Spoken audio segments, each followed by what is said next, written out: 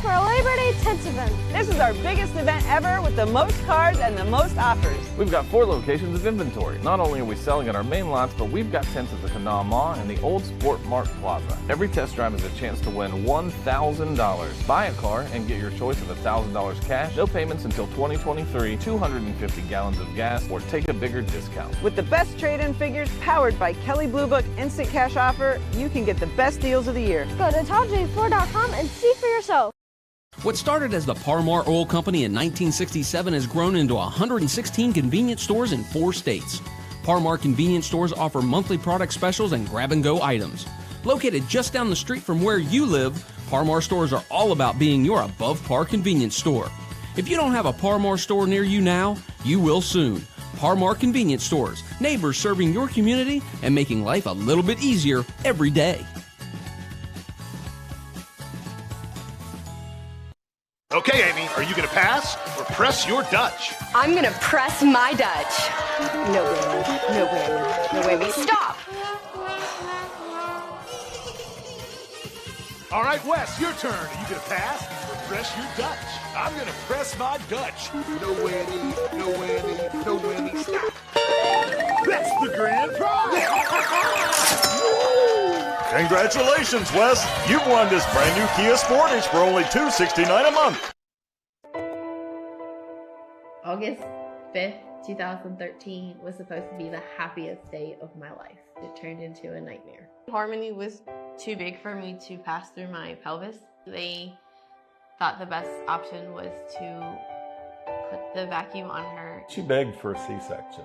Over and over and over. They wanted to rush through it. Once Harmony came out, it probably wasn't 5 minutes. They rushed her to NIC unit, and then her head swelled the size of a watermelon. It pretty much crushed her whole skull. Ben Salingo was recommended to us by a family friend that he had represented.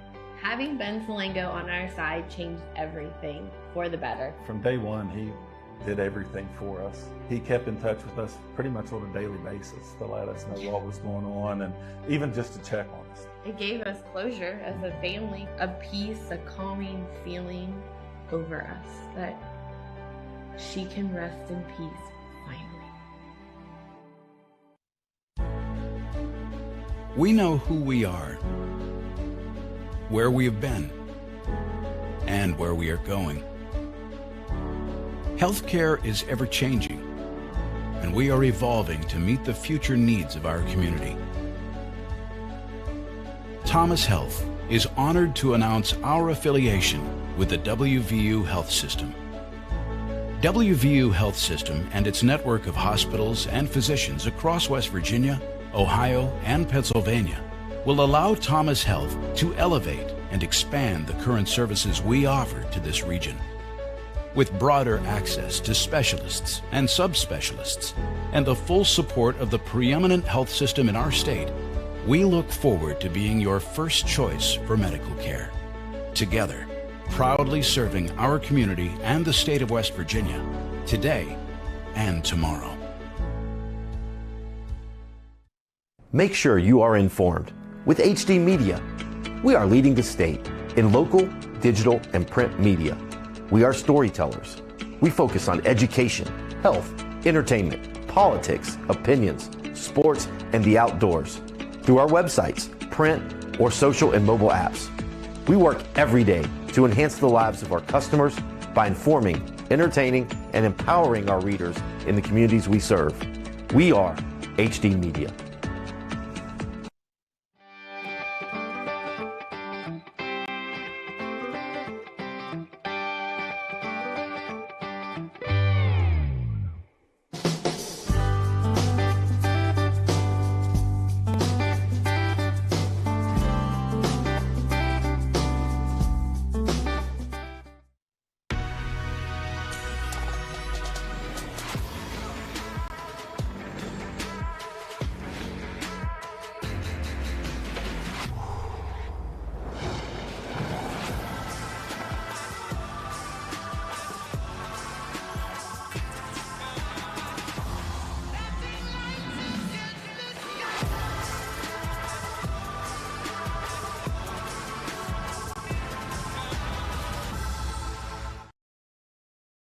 Ball Toyota is here for you. Gas prices got you down? Toyota has a hybrid for everyone, like the 53 MPG Corolla or Camry, the 58 MPG Prius, the 41 MPG RAV4, the 40 MPG Venza, and the 36 MPG Highlander. Need more room or want to haul a trailer or boat? Get the new 22 MPG Tundra Hybrid. Give your new Toyota the protection it deserves with a genuine Toyota service contract. Visit balltoyota.com. Ball Toyota of Charleston. It's a whole new ball game.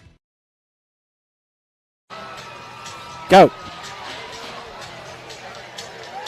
And a very pleasant good evening, everybody, and welcome to the campus of Winfield High School in Winfield, West Virginia General Stadium for tonight's RSN Par-Mar Stores Game of the Week. Hi, everybody. I'm Brian Nost along with the coach, Bob Goebel.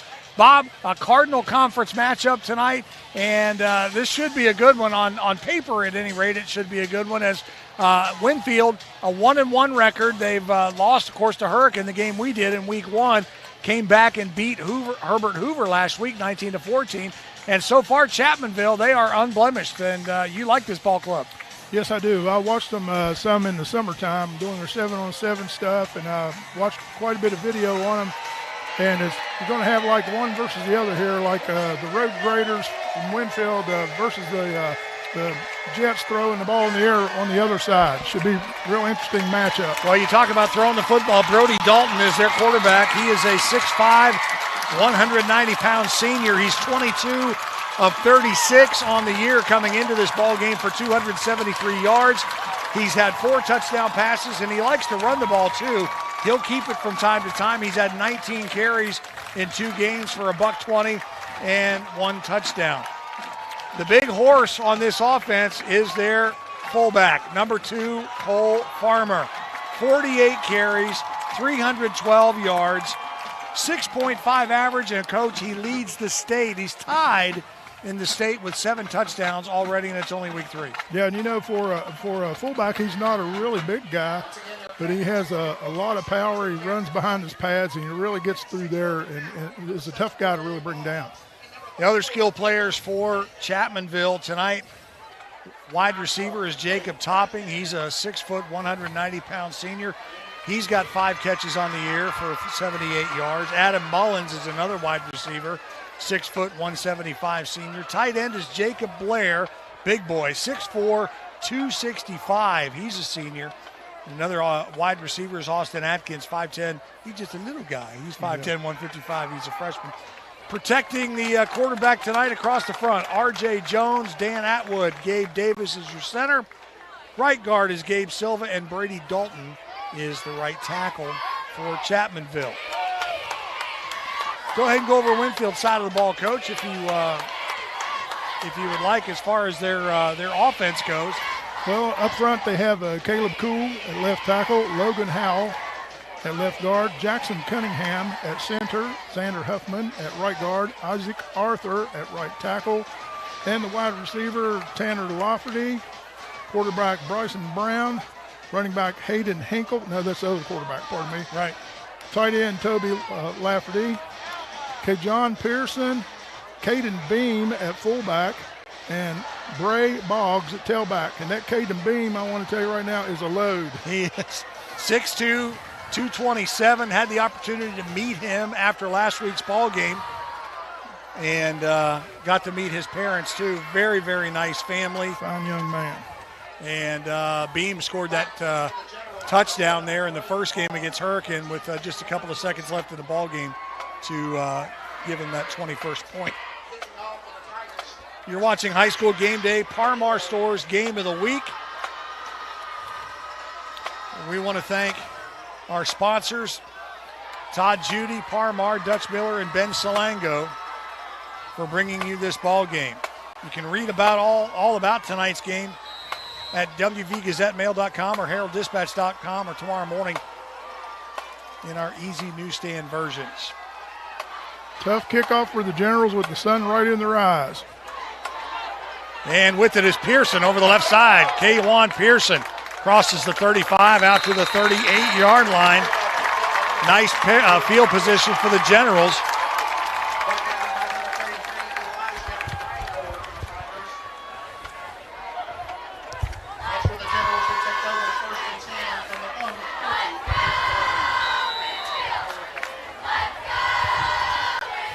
First and 10 for Winfield. Ball at the 38-yard line.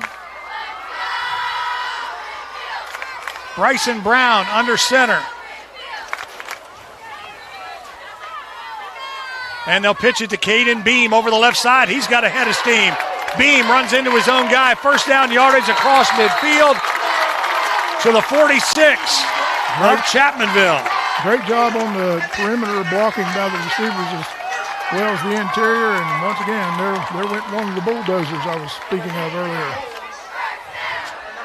Beam again, the senior, 6'2", 227. Highly recruited senior for this Winfield General Ball Club. Braden Boggs in motion. He gets the pitch right side. Boggs is cut down after maybe 1 yard. That was Adam Mullins on the tackle there. Mullins, number 3, 6 foot, 175-pound senior. Mullins coming up from that free safety position. Across the front defensively for Chapmanville, James Stevens, Caleb Robinette, Caleb Farmer, and Caleb, what? 3 Calebs across the front for crying out loud. Counter, and Pearson breaks free, and he's on his horse. Kwan Pearson's going to go to the house.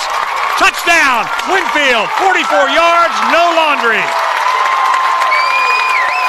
That is a staple play in the wing T offense. The counter crisscross, misdirection, blocked nicely by the guys up front. Good job, Generals. 44 yards, Coach, on the run. A couple of missed tackles there. That Chapmanville got to do a better job in their linebacking and secondary core. Well, when you have Pearson and Caleb running that ball, you better be wrapping up. Kwan Pearson, the junior, takes it 44 yards to the house, and just like that, a minute 19 into the ball game, kick is up and it is good, and we've got a 7-0 score. Kicker, by the way, Aiden Hernandez, just put it through. And the Generals lead at 7-0. We're going to take a break, and we're going to come back right after this. You're watching the Parmar Stores Game of the Week right here on RSN Sports. Time for a Labor Day tent event. This is our biggest event ever with the most cards and the most offers. We've got 4 locations of inventory. Not only are we selling at our main lots, but we've got tents at the Kanawha Mall and the Old Sport Mart Plaza. Every test drive is a chance to win $1,000. Buy a car and get your choice of $1,000 cash, no payments until 2023, 250 gallons of gas, or take a bigger discount. With the best trade-in figures powered by Kelly Blue Book Instant Cash Offer, you can get the best deals of the year. Go to TopJ4.com and see for yourself.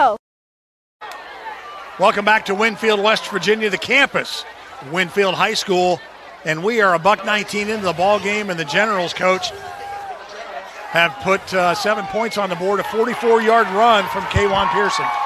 It really looks like they have come in here this evening ready to play. Good job coming off the football, staying on their blocks, and 2 great efforts by the runners. Hernandez has it teed up at the 40-yard line. Back deep to receive is Mullins and also Austin Adkins for the Tigers of Chapmanville. Hernandez, line drive. This will go into the end zone, and it'll come out to the 25-yard line. Good boot by Hernandez. Well, it's all about field position. You know, when you put it down there and put it in the end zone like that, spotted out there, it makes it a lot tougher for them.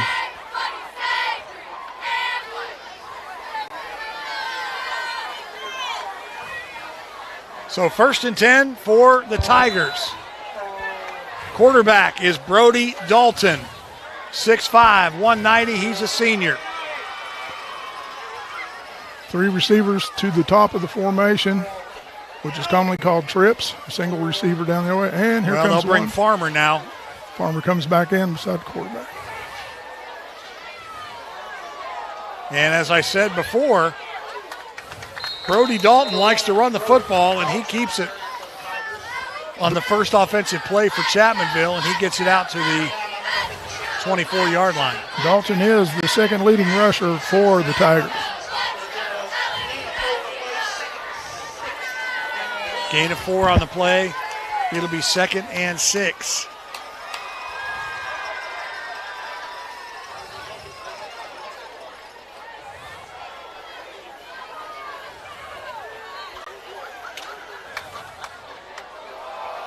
Dalton keeps it again. Right side, close to the first down. Starters for Chapmanville. We mentioned Dalton, we mentioned Farmer. Wide receivers, Jacob Topping and Adam Mullins. Tight end is Jacob Blair. Austin Atkins, the other wide receiver. Across the front, R.J. Jones, Dan Atwood, Gabe Davis, Gabe Silva, and Brady Dalton. Those are your offensive starters.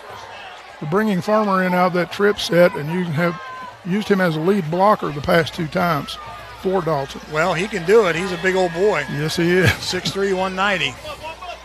1st and 10. Screen. That's behind the line of scrimmage. Incomplete pass. That was pretty lucky for the Tigers there. Almost gave that ball up, that being a backward lateral pass. They could have gotten possession for that. Across the front for Winfield on defense, Caleb Cool, Xander Huffman, and Jackson Cunningham. Linebackers are Jace Miller, Logan Howell, Tommy Fluharty, and Toby Lothry.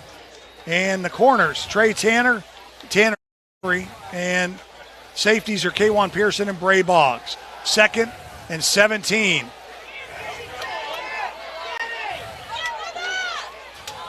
Pass is complete. That was kind of a busted play, but breakdown in the protection there. Dalton had to scramble a little bit, try to get rid of that ball. Really lucky that one wasn't picked off. Austin Atkins on the reception. 3rd down and 15 after only a gain of 2. 4 wide receivers spread across the formation.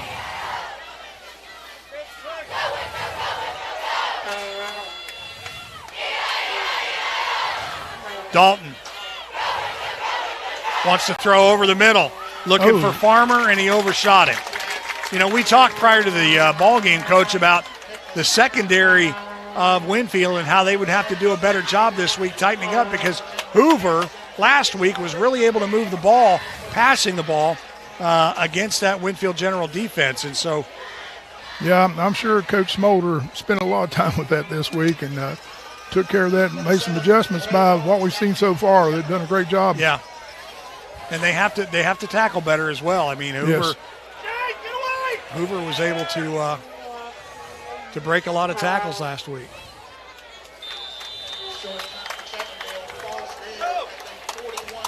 Cook's punt down to the 40-yard line. That's Robert Cook. He's the backup quarterback. He's also the punter for the Tigers.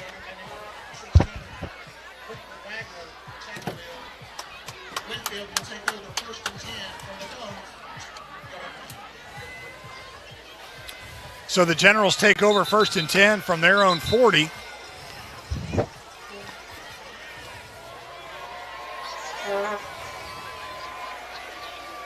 And an equipment problem for James Stevens, so he's going to come off for a play and be replaced by Caleb Farmer. 1st and 10, Generals. Brown under center. Screen. Pass over the left side, that's Bray Boggs. Brown led him, but Boggs was able to haul it in. 1st down, Winfield. Well, looks like maybe they're not going to the ground as much as I thought they were. Quick strike throw there. Gain of 16 on the play. 1st and 10. Ball is at the 44-yard line.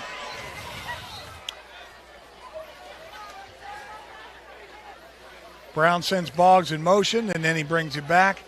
And we saw this a lot against Hurricane. They do that fake motion, and then they get another play from the sidelines.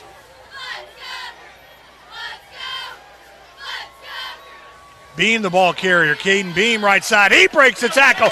Caden Beam on his horse. Still on his feet. Caden Beam's going to go. Wow. 40 yards. Touchdown for the senior, Caden Beam. And once again, we see in this series the problem with missed tackles.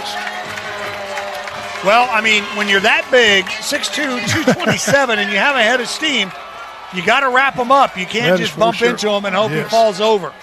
Yep. Great effort on Beam's part as well. 40 yards for the score.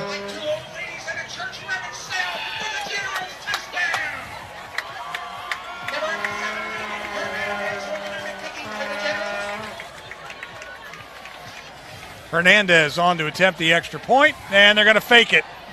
And it's good.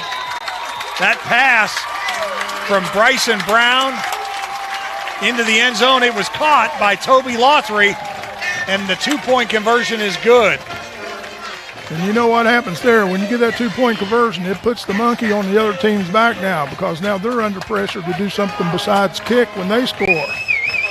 So 7:43 to go, 2 possessions for the Generals, 2 touchdowns. Our score, 15-0. You're watching the Parmar Game of the Week right here on RSN Sports. We're coming right back.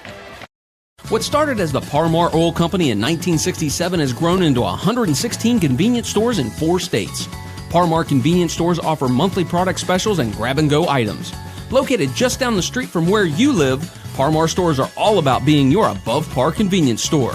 If you don't have a Parmar store near you now, you will soon. Parmar Convenience Stores, neighbors serving your community and making life a little bit easier every day.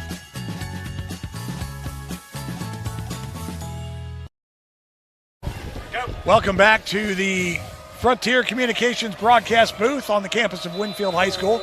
Brian Austin, the coach. Bob Goebel. And we are already having some fun here, Brian. We are, and the big barge is going down the river right behind the stadium. Look at there, Dan's going to get that for us. There you go. Rolling, keep that barge rolling. Very nice. River commerce at its best. 1st and 10 now for Chapmanville as they try to get their offense on track.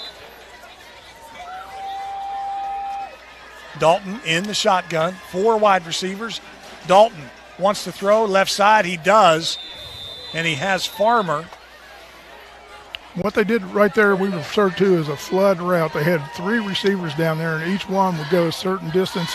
One would go straight down the field. The other one would break toward the sideline, and another one more shallow toward the sideline. And the quarterback just looks from the deepest guy to the nearest guy and throws to the one that's open. Good gain play. Gain of about 6 on the play. It'll be maybe 7. 2nd and 3.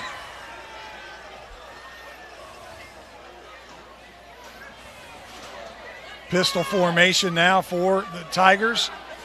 Brody wants to keep it, and he does. He'll run right up the middle. Brody Dalton, the quarterback. He'll have enough for the first down. Again, Coach Dalton coming into this game, 19 carries for 120 yards, 2nd leading rusher on the team. Yeah, it's hard. It's really tough when you have to deal with both those guys back there. Dalton's got some good wheels, and we know how tough Farmer is. Boy, if you're Eddie Smolder, what's been the game plan this week? Because not only do you have to worry about Farmer, but again, Dalton is having a great year at quarterback. He's already got 4 touchdown passes. He's thrown for nearly 300 yards coming in.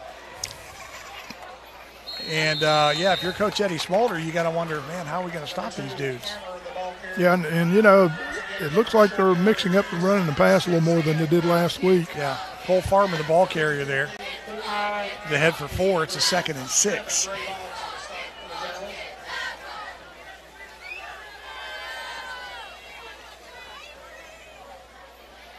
Dalton trying a hard count there to try to get Winfield to jump, and they don't buy it. Farmer up the middle. Nice job by the Generals. They stack him up at the line of scrimmage. Generals all over him right there, led by Jackson Cunningham, number 72. Well, they're doing a great job. You know, the one thing about running in a spread look like this all the time, there's usually 1 or 2 guys that are going to carry the ball, you know.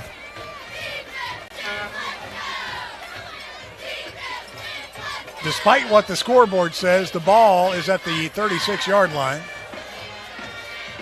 Dalton Screen pass is complete. And that is going to be complete to Adam Mullins, and that's close enough and good enough for a first down. And so once again, Farmer released down the field a little ways and turned toward the sideline for an option to throw it deeper there if the screen wasn't there. So 1st and 10 Chapmanville, and they are doing a nice job moving the ball here. Started at their own 20-yard line.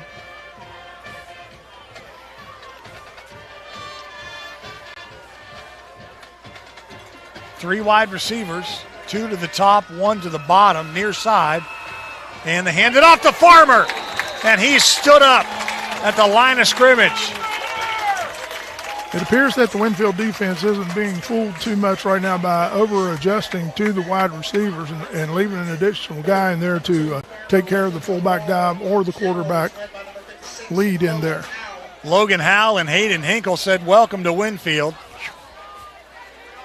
Loss of 1 on the play. 2nd and 11. Line of scrimmage is the 45. Dalton wants to throw, has a man wide open in the flat. The pass is caught and down to the 35-yard line. I believe that's Austin Atkins. Yeah, number 9 right there. Yeah, I think that was caused too up in that area where he caught the ball. And Winfield wants a timeout. I mean, we've talked about how they needed to tighten up their pass defense right there when they played Hoover last week. And Adkins was wide open right there, Coach. So Eddie Smolder wants to talk about it. We'll keep it right here. You know, we mentioned our sponsors that we could not do this without. We want to thank them very much. Our Winfield Platinum team sponsors, Kolaski Orthodontics, Ohio Valley Bank, Jennifer Rice of Hey Soul Sisters, Arthur Krenzel Lett Insurance, General Drug Pharmacy, Medcare Physical Therapy, Roy Cool Sports, Best Virginia Heating and Cooling, and Taze Physical Therapy Center. Please stick to broadcasting. Thank you.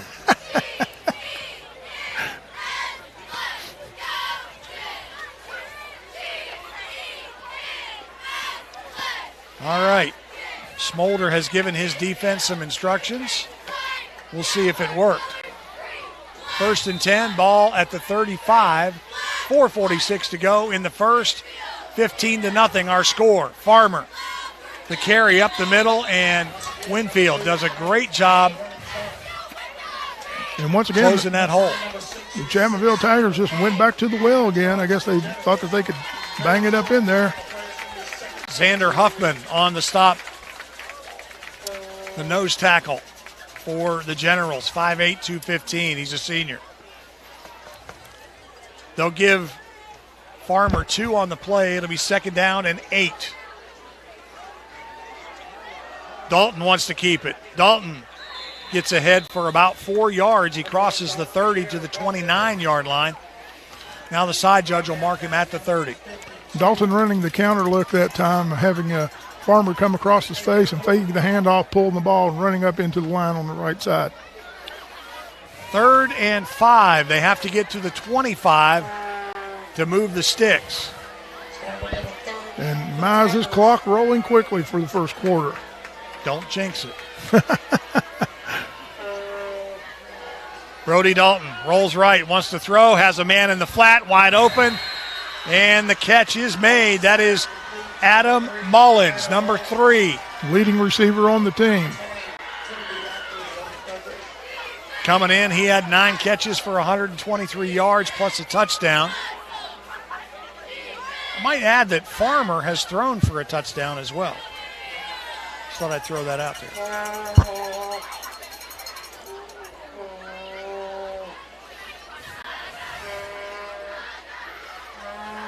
Dalton gives it to Farmer, left side. He's met at the line of scrimmage. That's Bray Boggs that slowed him down, number 7. Not much mystery so far as what they're intending to do. Having no trouble moving the football on this series are the Chapmanville Tigers.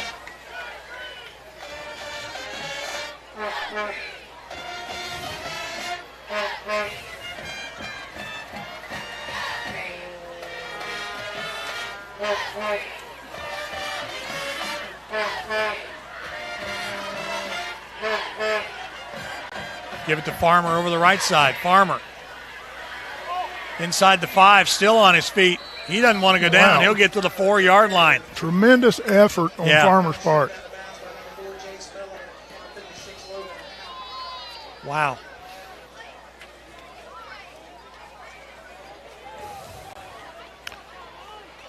Meanwhile, number 33, Eli Pridemore, has checked into the ball game.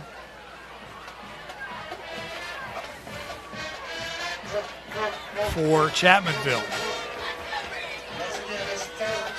He's going to line up, Coach, on the end of that line. I'm not sure I would call him a tight end. Caleb Witt into the ball game, too, number 14. He is lining up. Yeah, he's backed off. He's like a wingman. Yeah. Dalton wants to run, and he gets turned around.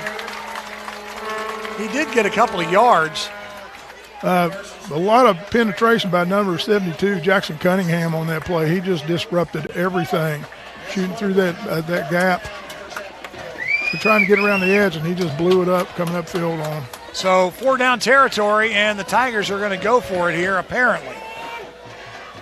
1:30 on a running clock. They have to get to the 1 for a first down. Dalton rolls right, throws him wide open. Wow. In the end zone is Adam Mullins. And again, a breakdown in the secondary from Winfield, and that cost them. They line up in a different formation there and put one on the other side of the line of scrimmage. I think they got a little confused on that one. I don't have the stats in front of me, but has Dalton had an incompletion yet? Maybe one on that screen pass right there in that first series.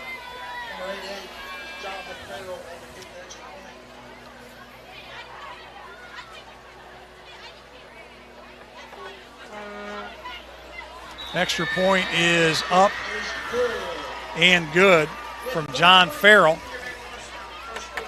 So, with 1:23 to go in the first quarter, Chapmanville goes 80 yards in about 5 minutes.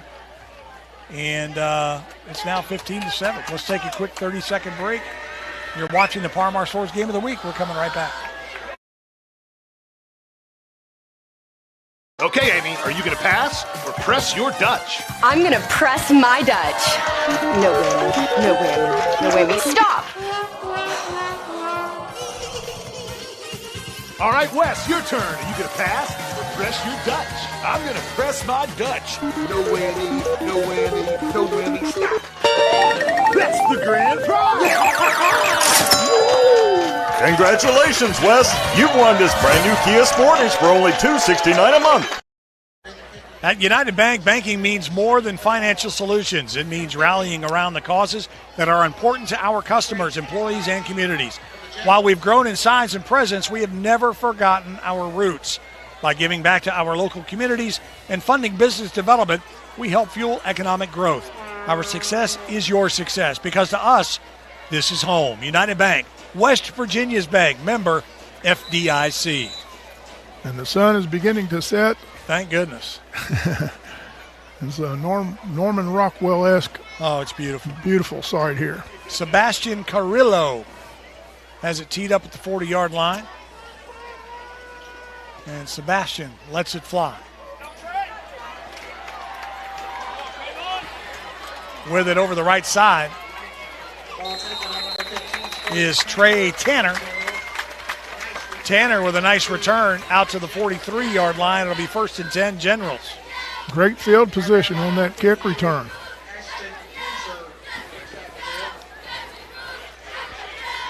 I know it's only 15-7 right now, but that two-point conversion is still looming on that scoreboard. What I tell you, what I'm impressed with is the precision in which Chapmanville moved the ball down the field in that last possession. Yes, well, they stayed with their bread and butter, just kept going with it. And like Winfield, Chapmanville needs to work on their tackling a little bit. They've had 2 missed tackles that have resulted in long runs for touchdowns. One of those touchdowns was by that cat right there, Caden Beam, rather. And you can easily see why there are a lot of schools interested in this young man. Yeah. I'm very familiar with one of the schools, actually. I bet. Inside a minute. I'm not going to say, because you know how the NCAA is. You can't spell NCAA without having a violation of some sort. Ray Boggs, the ball carrier. Well, it used to be that way anyway. Yeah. They've lost a lot of their power. Yes, they have. I remember back in the day when I lived in Parkersburg, and this is back when Ohio Valley College / University was a school, and we were like foster parents to some of the basketball kids. Right.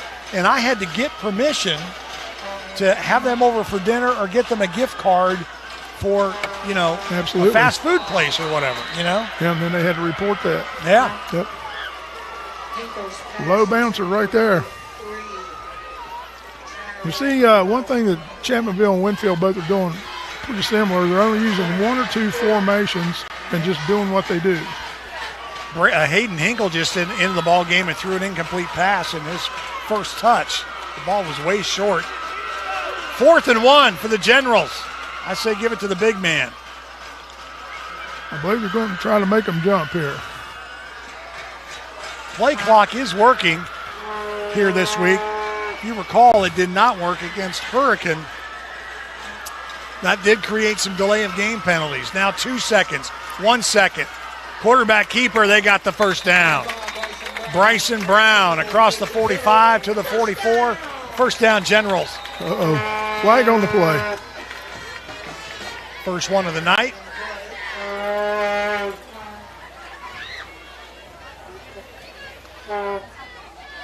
Something after the play, obviously. Personal foul, face mask. And that's going to add 15 yards on the end of that run, Coach.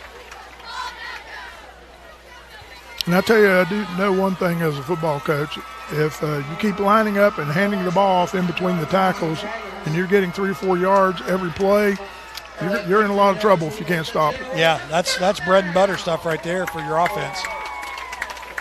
So 15 yards on top of the run. It will be 1st and 10 from the 34, and that's going to do it for the first quarter. Our score, Winfield 15 and driving, Chapmanville 7. You are watching the Par-Mar Stores Game of the Week from the Frontier Communications broadcast booth. We're coming right back on RSN Sports. Stay here. Make sure you are informed. With HD Media, we are leading the state in local, digital, and print media. We are storytellers. We focus on education, health, entertainment, politics, opinions, sports, and the outdoors through our websites, print, or social and mobile apps. We work every day to enhance the lives of our customers by informing, entertaining, and empowering our readers in the communities we serve. We are HD Media. Getting ready to start the second quarter here from Winfield, West Virginia. Brian Nost and the coach, Bob Goebel. Our score, Winfield 15, Chapmanville 7. I want to thank our sponsors that help make this possible. Summit Bank, Bobby Warner Law, the United States Army Recruiting Team, THS, and Ball Toyota. Could not do it without you folks. We appreciate you very much. And what great fan support on both sides of the field here. Winfield coming out, almost filling up the bleachers once again. And Chapmanville's traveled with a pretty good crowd on the other side there. Yeah, I felt for him, though, the first 30 minutes or so. The sun was just beaten down on that visitor side. 1st and 10, Generals, 29-yard line's the line of scrimmage. Here we go. And they give it to Caden Beam, and he lowers his shoulder. He just rolled over Trey Butcher. Winfield has gone to a true wing T formation now. That's where you have 2 wing backs on each side of the line of scrimmage and 2 wide outs, so they can go either way with a power or an option or a toss, whatever they want to do, because they're now balanced, and it balances the defense as well. Gain of 10 on the play for Caden Beam. First down, Generals. Pearson in motion. They give it to him. Pitch left side. He's got room. Kwan Pearson across the 10. 5, down to the 1 yard line. He's out about, no, they're going to say he was out at about the 2. Good camera work there by Dan the man, and he's got us down at the 2 yard line. And some great blocking in front by Bray Boggs. And also, I don't have the other guy on there, but good job coming around that corner and getting that job done.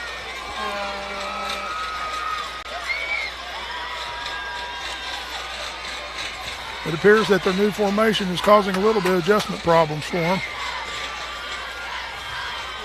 Boggs in motion. They give it to Beam right up the middle. And Caden Beam has scored his second touchdown of the night. Right now, Brian, the Chapmanville Tigers have no answer for number 34. And that's not good news for them when they have 3 quarters left here. Nope.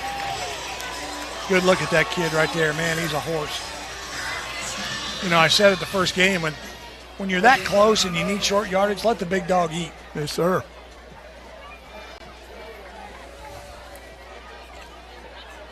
Hernandez on to try the extra point, and no problemo. And, you know, once again, when you're pounding that ball and pounding it and pounding it like that, it's just going to wear the defense down, you know.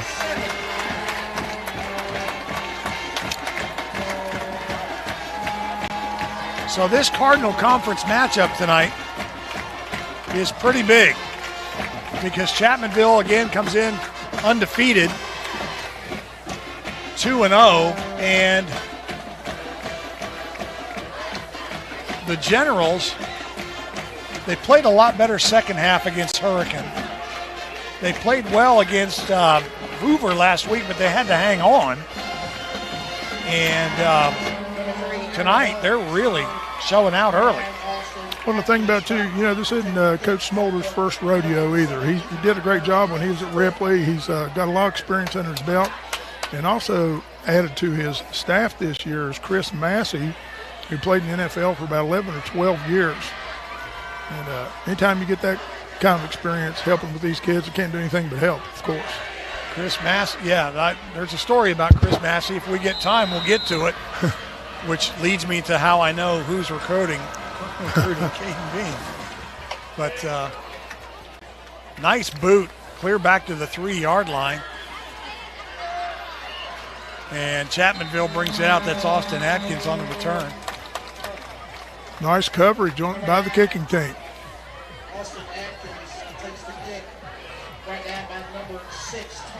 It's not too early to talk about next week, but you and I are going to have a real whale of a ball game next week. Yes, we are. As I'm we already travel excited. to the Hill. Yes. The Huntington Highlanders will visit George Washington next Friday night, and we're going to have it for you right here on RSN Sports. Make plans to join us if you can't be there in person. Join us at rsnsports.com.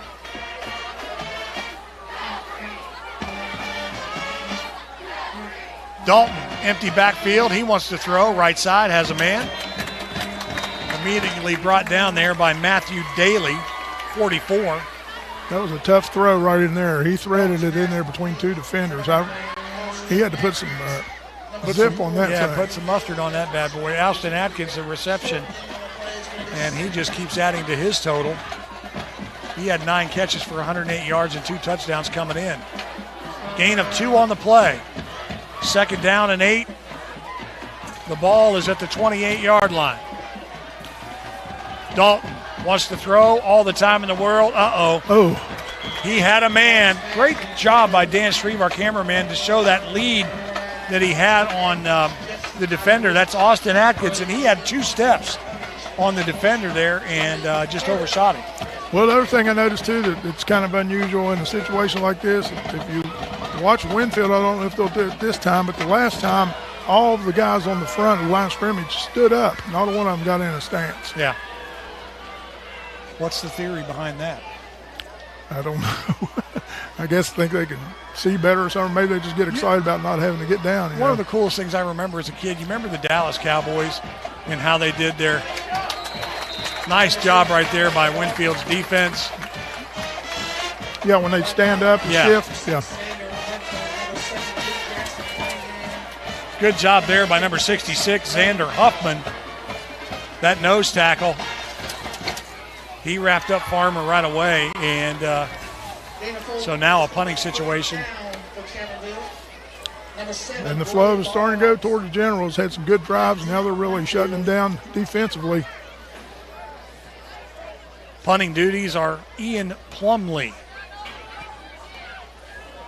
And back deep is Bray Boggs, and he'll field it at the 30. Great coverage right there. Yes, it was. Gavin Maynard, Jr. I was really surprised they didn't call a clipping on that guy covering Gavin there, too. He gave him a little push in the back. I guess it wasn't enough to hurt his feelings to where they would throw the flag. You and I were talking 2 weeks ago. That is the silliest penalty in football when you have a block in the back away from the play. Yeah. Oh, my gosh. When I used to watch a lot of Pee Wee football when my son played, and invariably you have a kid 40 yards downfield, and some kid, hey, I got to block that guy, and he hits him from behind, and it comes back. Drive you crazy. Yep. Bryson Brown, screen, left side, pass is caught. Missed tackle, Tanner Lothry down the left side. Lothry run out of bounds at the 39-yard line. And once again, they line up in the true wing T on the interior. They have the quarterback and the running back behind him, and a wing guy step back beside both tackles, and then two wide guys. And what happens is they have to bunch up in there to cover the run and gives them one-on-one coverages on the outside. 33 yards on the pickup there. It'll be 1st and 10 inside Tiger territory at the 39-yard line.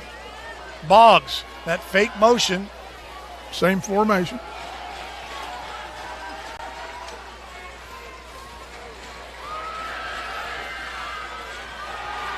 Looks like Pearson is in that wing formation, and they give it to Caden Beam, and Beam is tripped up at the line of scrimmage. Nice job there by James Stevens. I was holding my breath there. I believe he was getting ready to ramble there again if he wouldn't have caught that ankle coming out of there.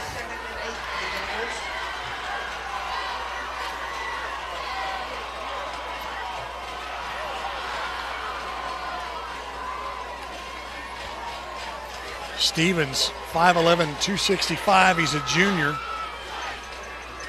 Probably prevented a long gain there. 2nd and 8. I formation. Boggs, right side. Nice move on the inside, and Boggs will fall ahead for the first down.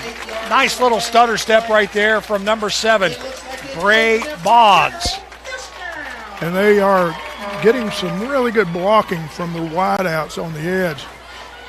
They've done a good job of really getting on these guys and covering up when they're drive blocking them. It's a great point. Toby Lothry, the tight end, doing some blocking. Tanner Lothry and Kwan Pearson,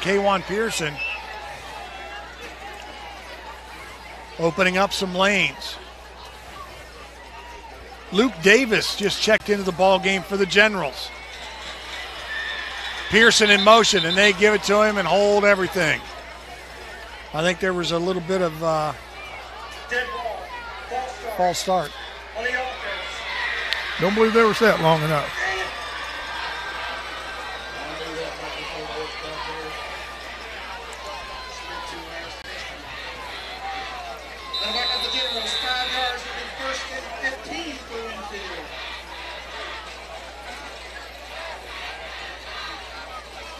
Tanner Lothry comes into the ball game. He replaces Luke Davis, who comes out. One-on-one coverage once again. 1st and 15. There it is. Slant, I love that play. Across the middle, I don't care who runs it. Slant is my favorite play in football.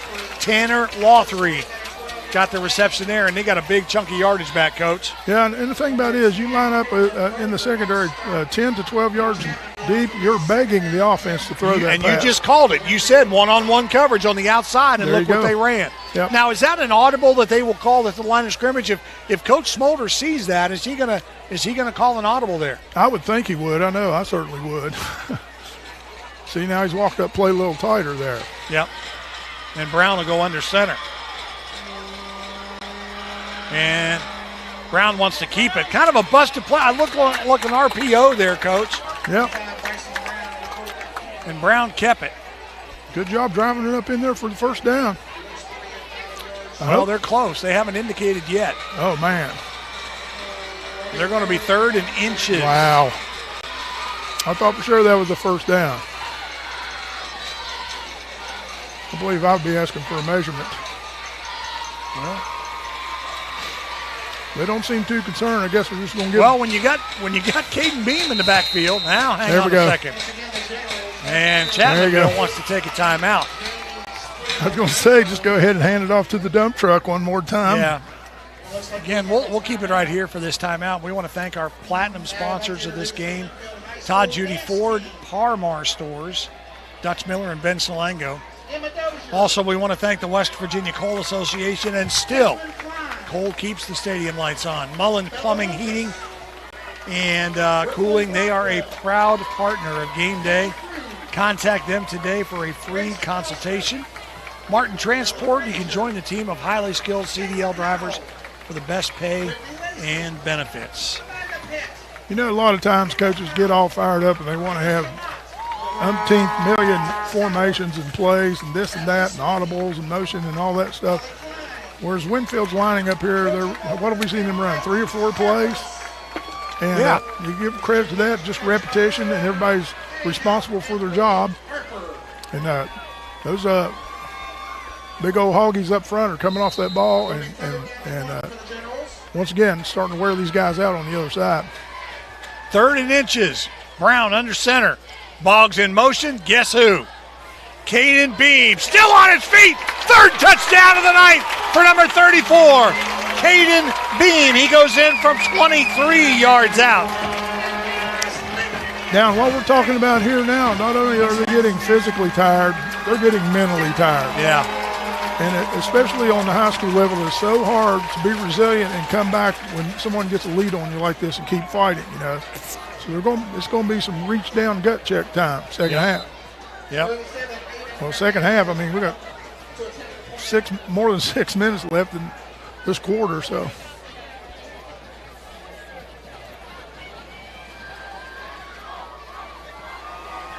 Hernandez with the extra point. It's up and good with 6:38 to go in the second quarter. 29-7 is our score in favor of Winfield. We'll be back right after this.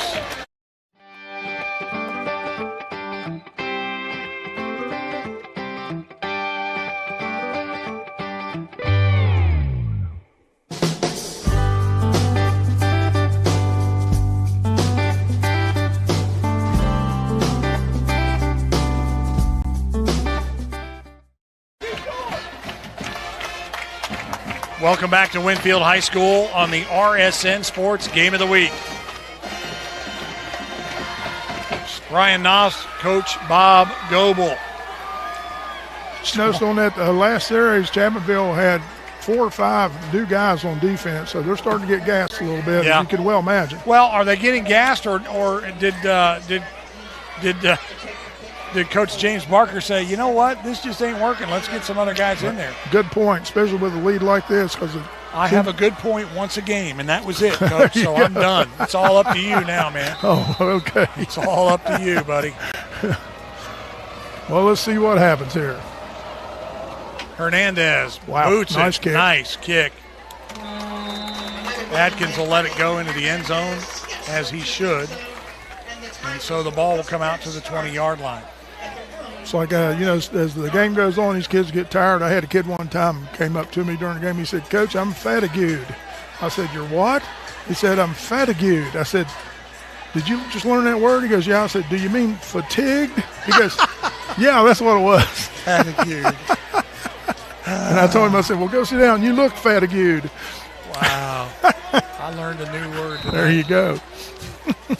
Fatigued. Ah, brother. Dalton wants to go for the house. He's got Farmer left side. Farmer pushed off. That's going to come back. Farmer pushed off. Coverage there from K1 Pearson, but that's going to be offensive pass interference if I'm a betting man. Well, we've already made 1 point tonight, so. We do have a flag on the play. Let's see. The official standing at the 45. What we have on the play is offensive pass Yep. interference. Yep. On the offense. Farmer pushed off. It's a good call there, Brian.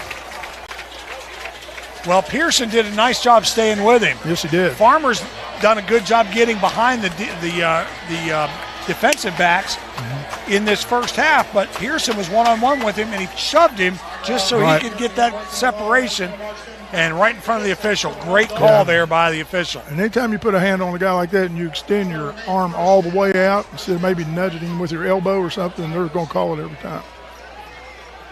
So that hurts. 10-yard penalty. Ball is at the 10-yard line, 1st and 20. Coming up at halftime, we'll take you around the state of West Virginia and help you out with some scores, let you know who's doing what. Pass is overthrown for Farmer. He had Pearson beat on the sideline. Would have been enough for a first down. Yes. Now 2nd down and 20. Well, as a coach, I can recognize one thing now. I can recognize the frustration that's beginning to mount with every play that doesn't work, and you got to hold them together. You got to get them to be okay. Well, in James Barker's 4th season, he's lost the last 2 against Winfield. Right. In 20 and 21, and so, when you're Winfield and you're 2-0, when you're Chapmanville and you're 2-0 and you come in here, you think you have a pretty good chance. Right. But right now, Winfield having their way. And a super job on defense right there from Jackson Cunningham. Well, and that's one thing that I have learned that I know for sure. No matter what you do, no matter how you get ready, no matter what your record is, with high school kids, when that ball goes off the tee, you don't know what's going to happen. Trey Butcher there, number 4, with his 3rd catch of the year. It went for 5 yards. Call it 4 yards. 3rd and 16.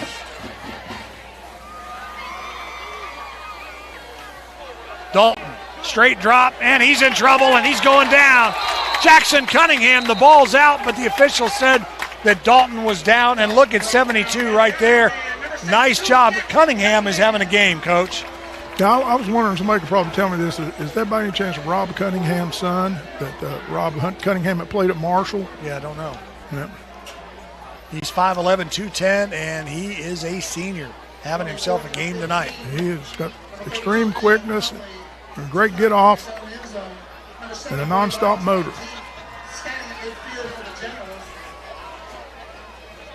Ian Plumley on his 1, doing the punting duties.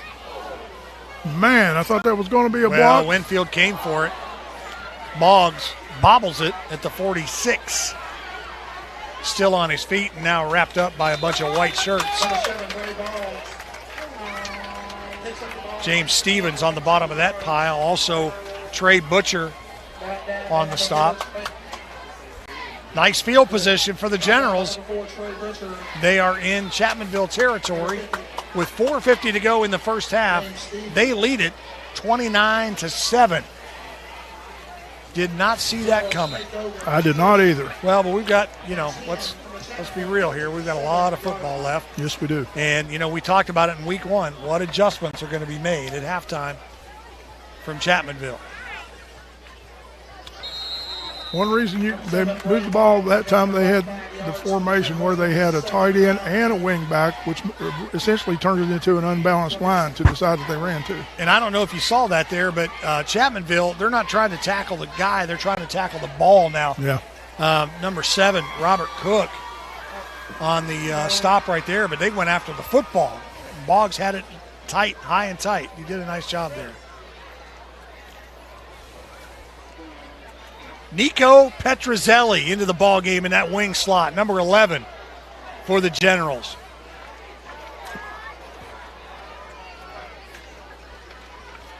Beam, the ball carrier. And for the first time tonight, they stand him up, James Stevens. Nice job. Little shove to the ground there. So quickly, a 3rd down and 7.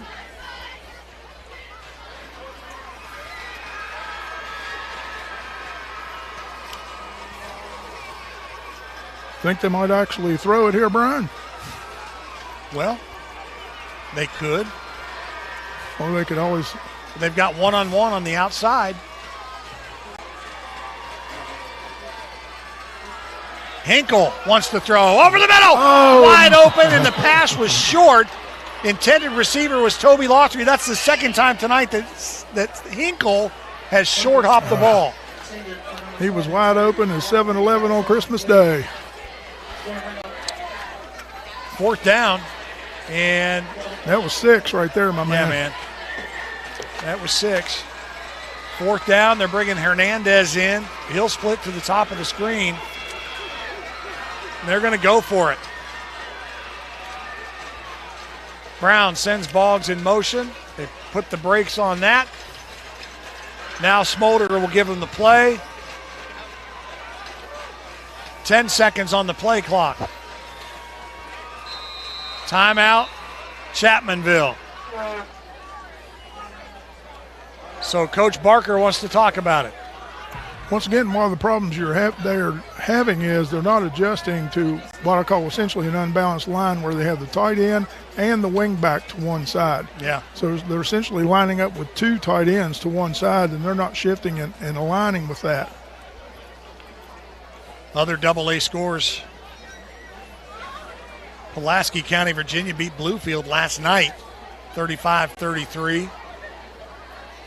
Hedgesville AAA is leading East Fairmont 14-7. Lewis County over Elkins 27-0 in the second quarter.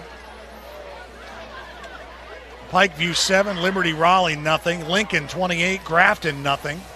Logan over Wayne 14-7. Point Pleasant 14-0 over Mingo Central. Herbert and Nitro are tied at 7, second quarter. North Marion leads Oak Glen 26-0. Greenbrier East AAA over Robert C. Byrd 7-0 second quarter. Nicholas County 14, Wyoming East 0 in the second quarter. We'll get to other scores at halftime as we have time. 4th and a long 5. Brown under center. Boggs motion. Brown keeps it right side. First down, Generals. And he's run out of bounds at the 31-yard line. And once again, the thing that happens when you're giving it to your big man up through there all the time, he rode him a couple steps and then pulled the ball, and they all caved in on him. Yeah, that's that RPO, and they key on 34, does the defense coach. And you're right. We just got this in. A fan, Derek Kasdorf on Facebook, says that Cunningham is Rob Cunningham's son. So he gets it honest. Yes, he does. Rob Cunningham, All-State defensive offensive lineman at Winfield, Marshall University player. 1st and 10, they give it to Beam over the left side. Caden Beam on his horse. Caden Beam down to the 15-yard line.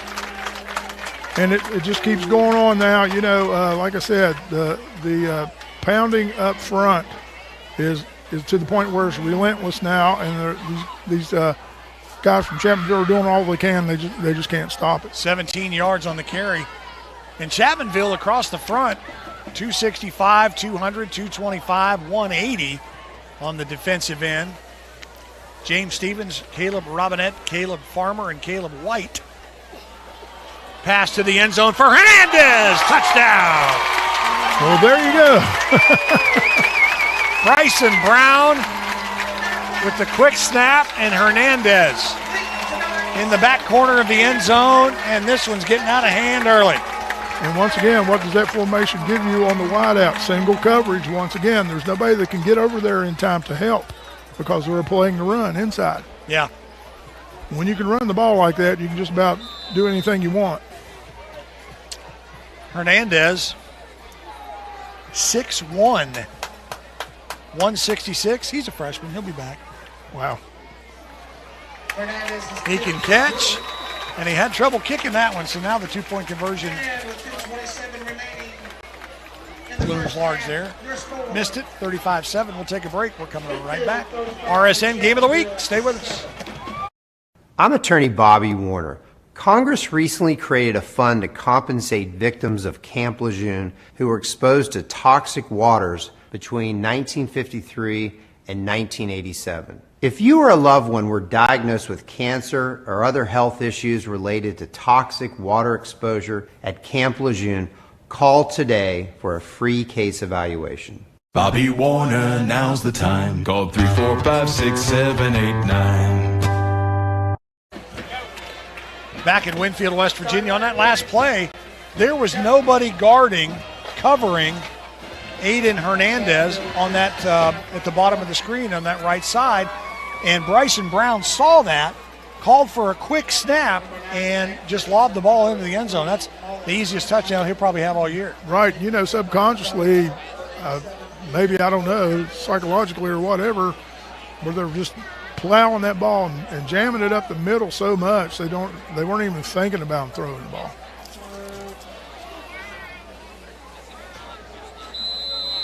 Back deep for Chapmanville is Austin Atkins.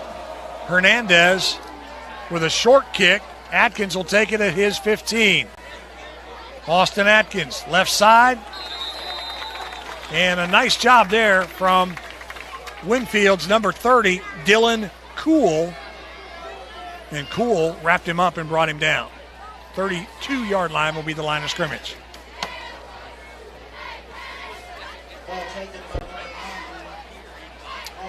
Again, coming up at halftime, we'll look at the scoreboard, let you know who's doing what around the state of West Virginia. And we'll talk a little bit about this first half. You always talk about how that run can get that passing game wide open. If you'll remember when Georgia Tech was running the wishbone all the time, they had that wide out was All-American, can't remember his name, played for the Lions. His nickname was Megatron. And Charles Johnson. Yes, and he led the Atlantic Coast Conference in pass receptions while they're running triple option. Hall of Famer Charles Johnson. Oh, yeah, unbelievable. Nice game right there. Yep, Farmer, the ball carrier, got 5 on that one. And they've done a nice job, have the Generals coach, in shutting down Cole Farmer, who averages 6.5 a carry. Came into this ball game with over 300 yards on 48 carries. Brown, left side, pass is too long for the intended receiver. That was Austin Atkins. Coverage there provided by Toby Lothry and Matthew Daly. Pretty good protection that time on behalf of the Tigers.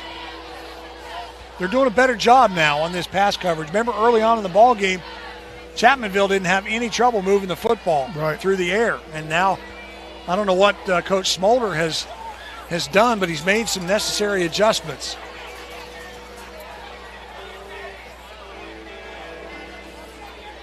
Third down and 5. Brody Dalton wants to throw, and just as I say, they've made adjustments. He throws a nice out pattern, and it is caught on the right side by Jacob Topping. And the Generals lined up that time with 3 defensive linemen and had an extra linebacker in there, and he was able to scrape upfield and get after the quarterback real quick. Topping with 5 catches for 78 yards coming into tonight and 1 touchdown. So first down for Chapmanville. They bring a man in motion. Left side, and that motion man was wide open on the left side, still on his feet. And run out of bounds. That's Adam Mullins. Mullins, their leading receiver. And Brody Dalton did a really good job. It's difficult for a lot of quarterbacks to run to your left and throw with your right hand, to be able to snap those shoulders around and get a good line on that football. And Coach Smolder's seen enough. He wants another timeout. So now he's down to 1. We'll keep it right here with 1:23 to go in the first half. You're listening to and watching the RSN Parmar Stores Game of the Week from the Frontier Communications broadcast location on the campus of Winfield High School. Brian Nost and the coach, Bob Goebel. Glad to have you along with us tonight. This has been exciting in the first half as far as points, because Winfield has just really running up. The star really so far has been Caden Beam. 3 touchdowns tonight. Breaking tackles left and right. He's making an early case for the Kroger player of the game, Coach. I would say. And the Tigers are trying to scrap back here and hopefully get one on the board before halftime, give them some momentum going into the locker room. Once again, you never know what can happen in one of these games. Well, right now it's a 4-touchdown ball game, and if you can just knock it in the end zone and make it a 3-touchdown, that's right. Very doable. Very doable. Screen, left side, pass is caught. Looks like Adkins. No, I'm sorry, that was Farmer. My bad. Good job getting rid of that ball quickly, and they blitzed one of the linebackers, which eased the coverage a little bit on the receiver to get through there. Brody Dalton in the shotgun, empty set. 4 wide receivers. Dalton rolls right, wants to throw, nearly intercepted. Super job on the coverage right there from Toby Lothry. He was with him every step there. That was kind of a risky throw, but he covered it well. He was right on top of it. Bring up a 3rd and about 6. Maybe a long 6, short 7.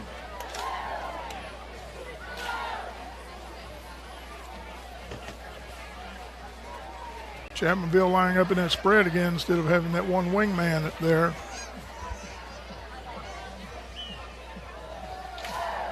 Dalton under pressure, rolls left, wants to throw, has a man in the end zone. Can he get it? Oh, he did catch it, but he was out of bounds. He was out of the back of the end zone. He threw into triple coverage there. You got to give him that, Coach. He knew who he wanted in the back of the end zone. Well, that was a great touch getting it behind all that coverage. I think that was Gavin Caraffy on that one. And Austin Atkins, the intended receiver there. Atkins doing a nice job of hauling it in, but he was out of the end zone. So 4th and 7 here. They'll obviously go for it, being behind by 28. 35-7 is our score.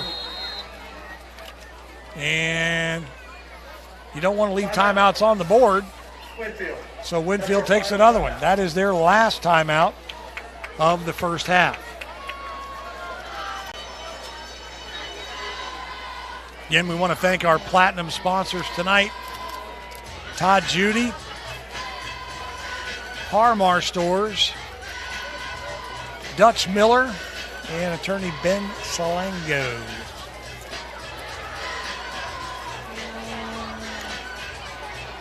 What a great job the General's coaching staff has done getting these young men ready for this team. I'm telling you what.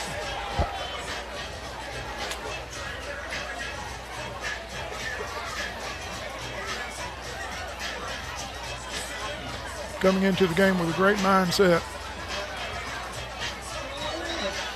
And you know how it is. Once again, you heard me talk about ebb and flow before. You know, if things get rolling, high school football, it can go back and forth so much. Yeah.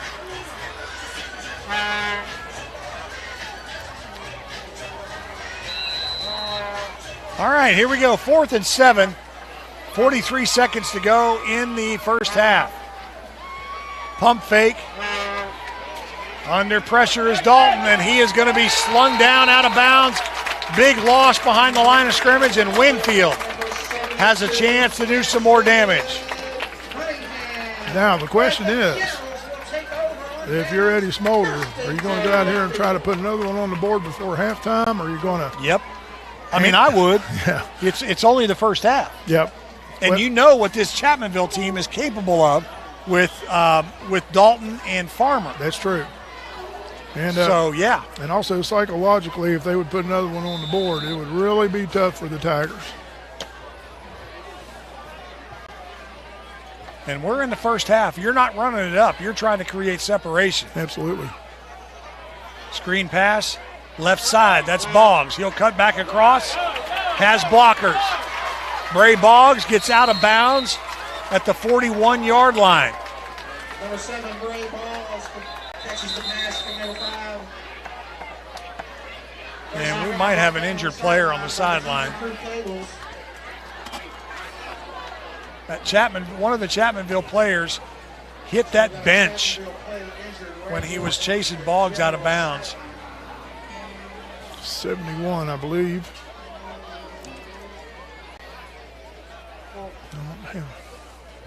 I didn't see a number. Let's take a break, and we'll come back. You're watching the RSN Sports Game of the Week from Parmar Stores right after this. I'm attorney Bobby Warner.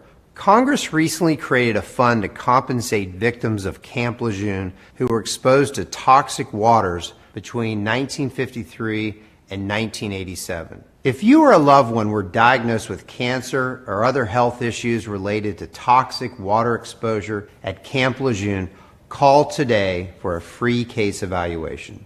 Bobby Warner, now's the time. Call 345-6789.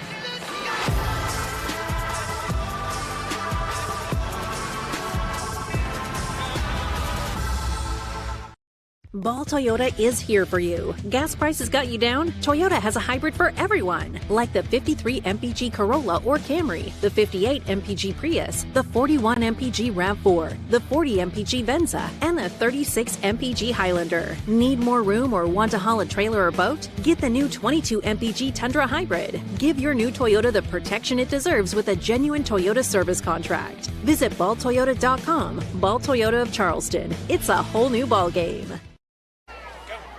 Charles Stollard is the injured Chapmanville Tiger. He is their backup fullback, 6 foot, 215 pounds. He's a senior. And as he was running Bray Boggs out of bounds, he hit the bench on the Winfield side of the field, and the bench won. And so he is favoring that right leg, and they get him over to the side. 25 seconds now to go, 1st and 10 for the Generals. We hope that Stollard is okay.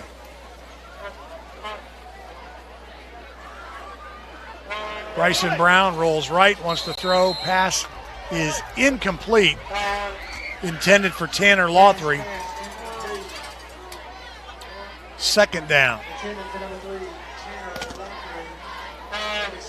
And, Coach, we've answered our question here because Winfield is trying to move the football. Yes, they are.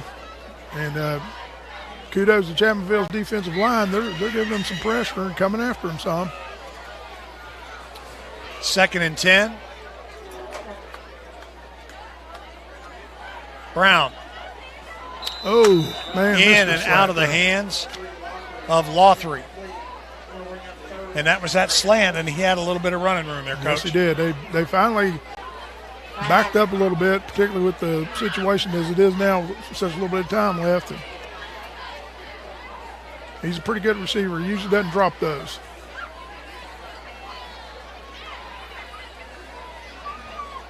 So 3rd and 10.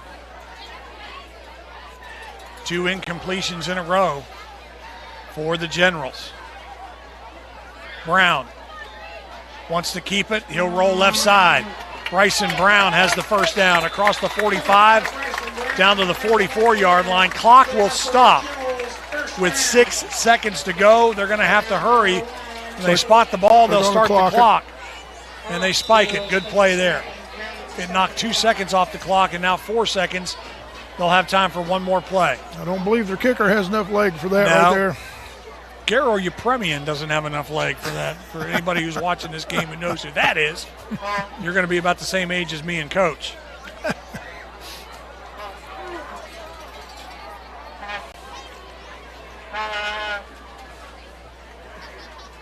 Last play, probably, of the first half.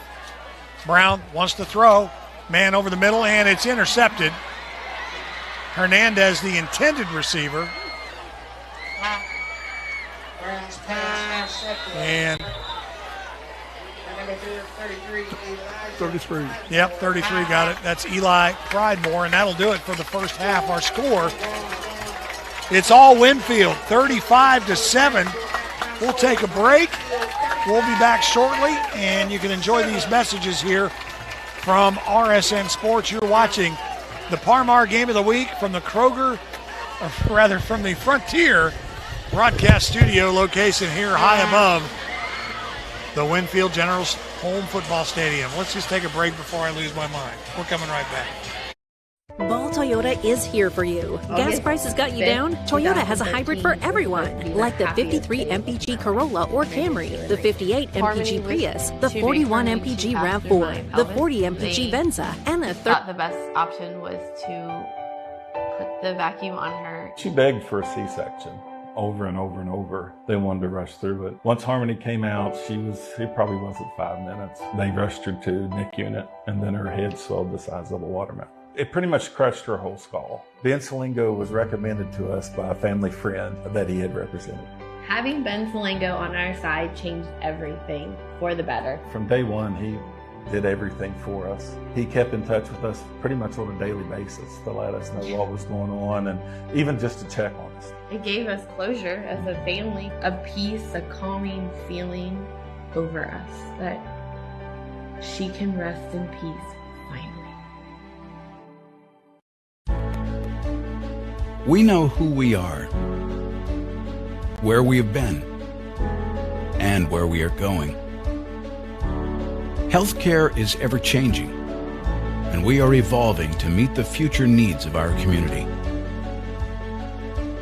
Thomas Health is honored to announce our affiliation with the WVU Health System.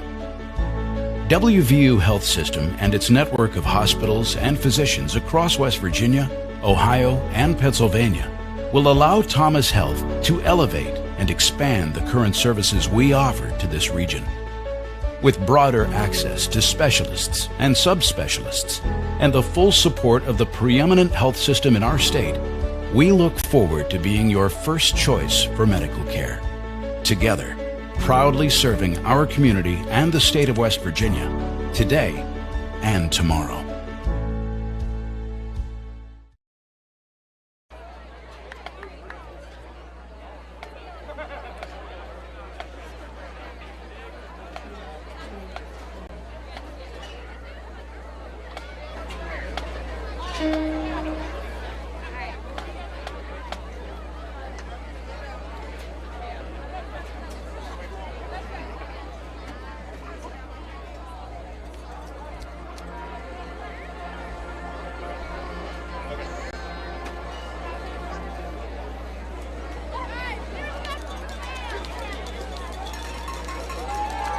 Ladies and gentlemen, for your halftime entertainment, please welcome back to the field your 2022 Winfield High School Marching Generals.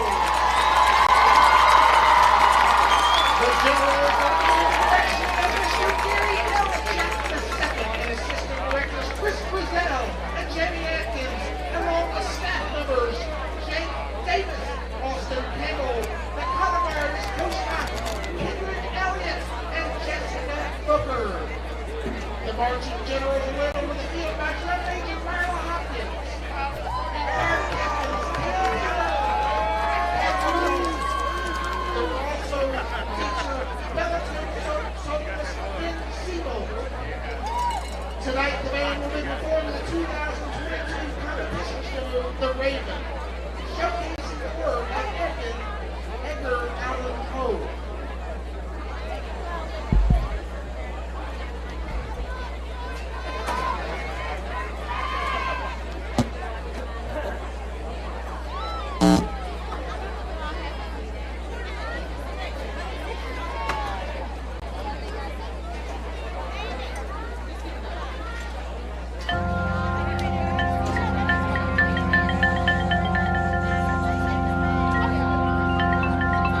Once upon a midnight dreary, while I pondered, winked, and weary of the many quaint and curious volumes of forgotten lore. While I pondered, nearly napping, suddenly there came a tapping, as if someone gently rapping at my chamber door. 'Tis some visitor, I muttered, tapping at my chamber door. Only this, and nothing more.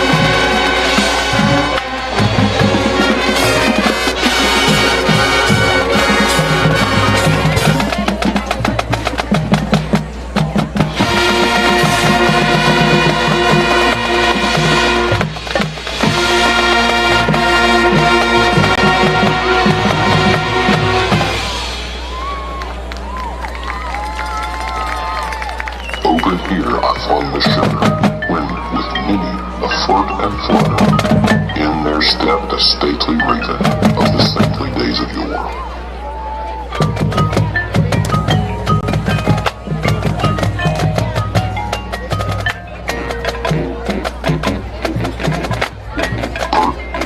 Perched upon a busted palace just above my chamber door, Persian sat, and nothing more.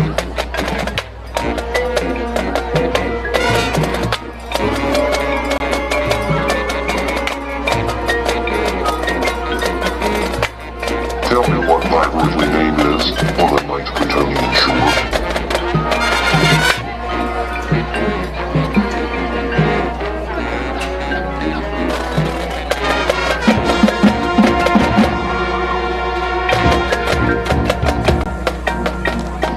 Quote the raven, nevermore.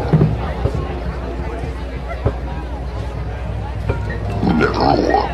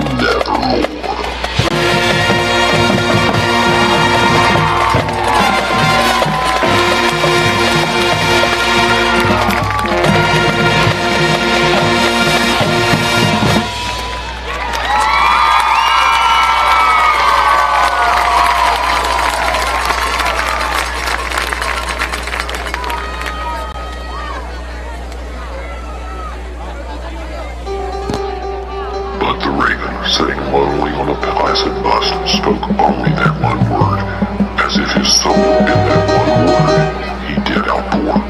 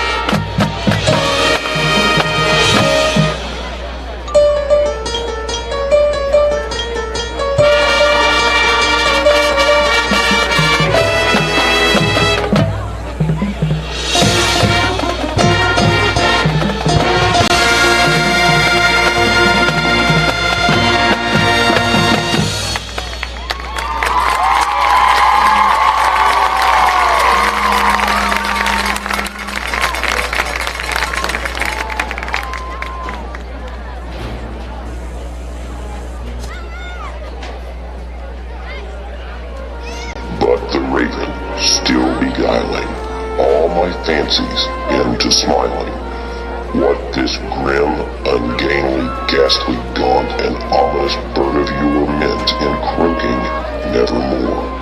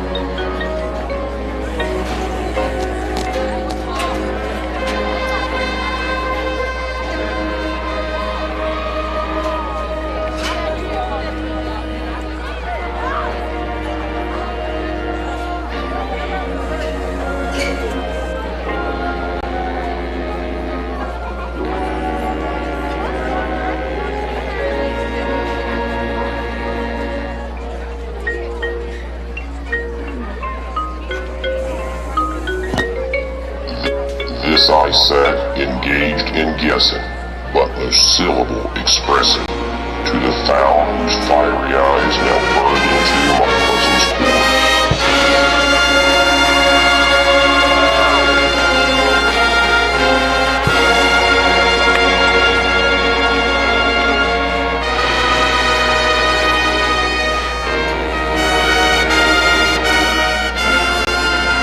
Clasp a rare and radiant maiden, whom the angels name Lenore.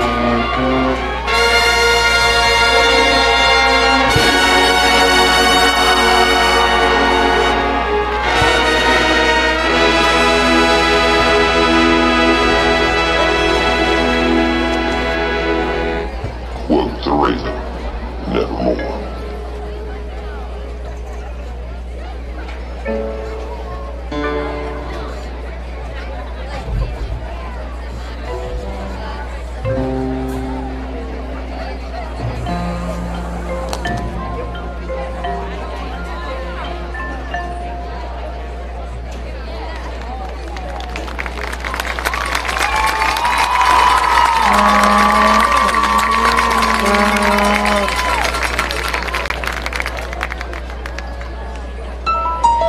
Prophet, said I, thing of evil, prophet still, if bird or devil, whether tempest sent or tempest tossed thee ashore.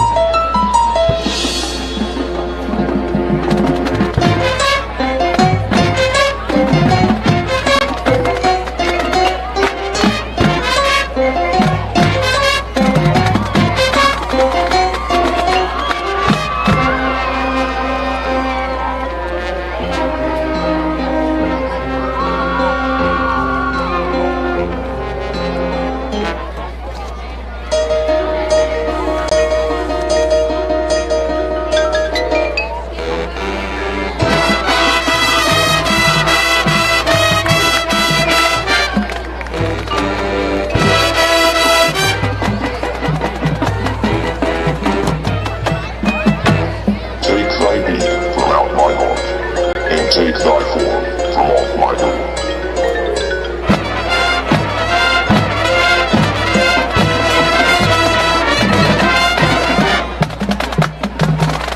Quoth the raven, nevermore.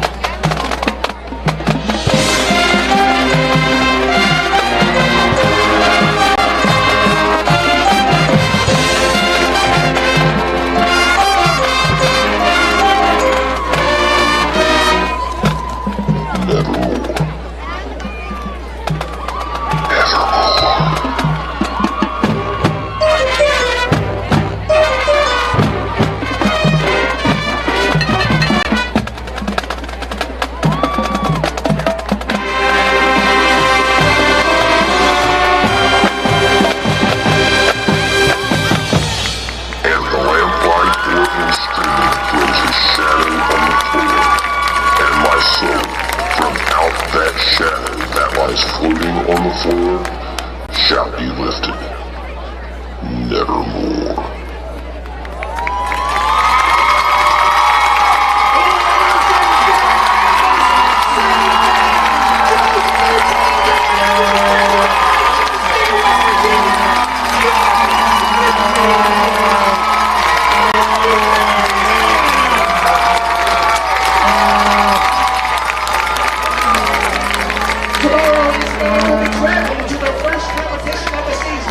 The Winfield High School Marching Band, the General Marching Band, I'll tell you what, very, very entertaining, Coach, as they played their Edgar Allan Poe show here. And we talked about while we were watching them play, they really can let loose when there's not another band, and Chapmanville didn't bring their band tonight.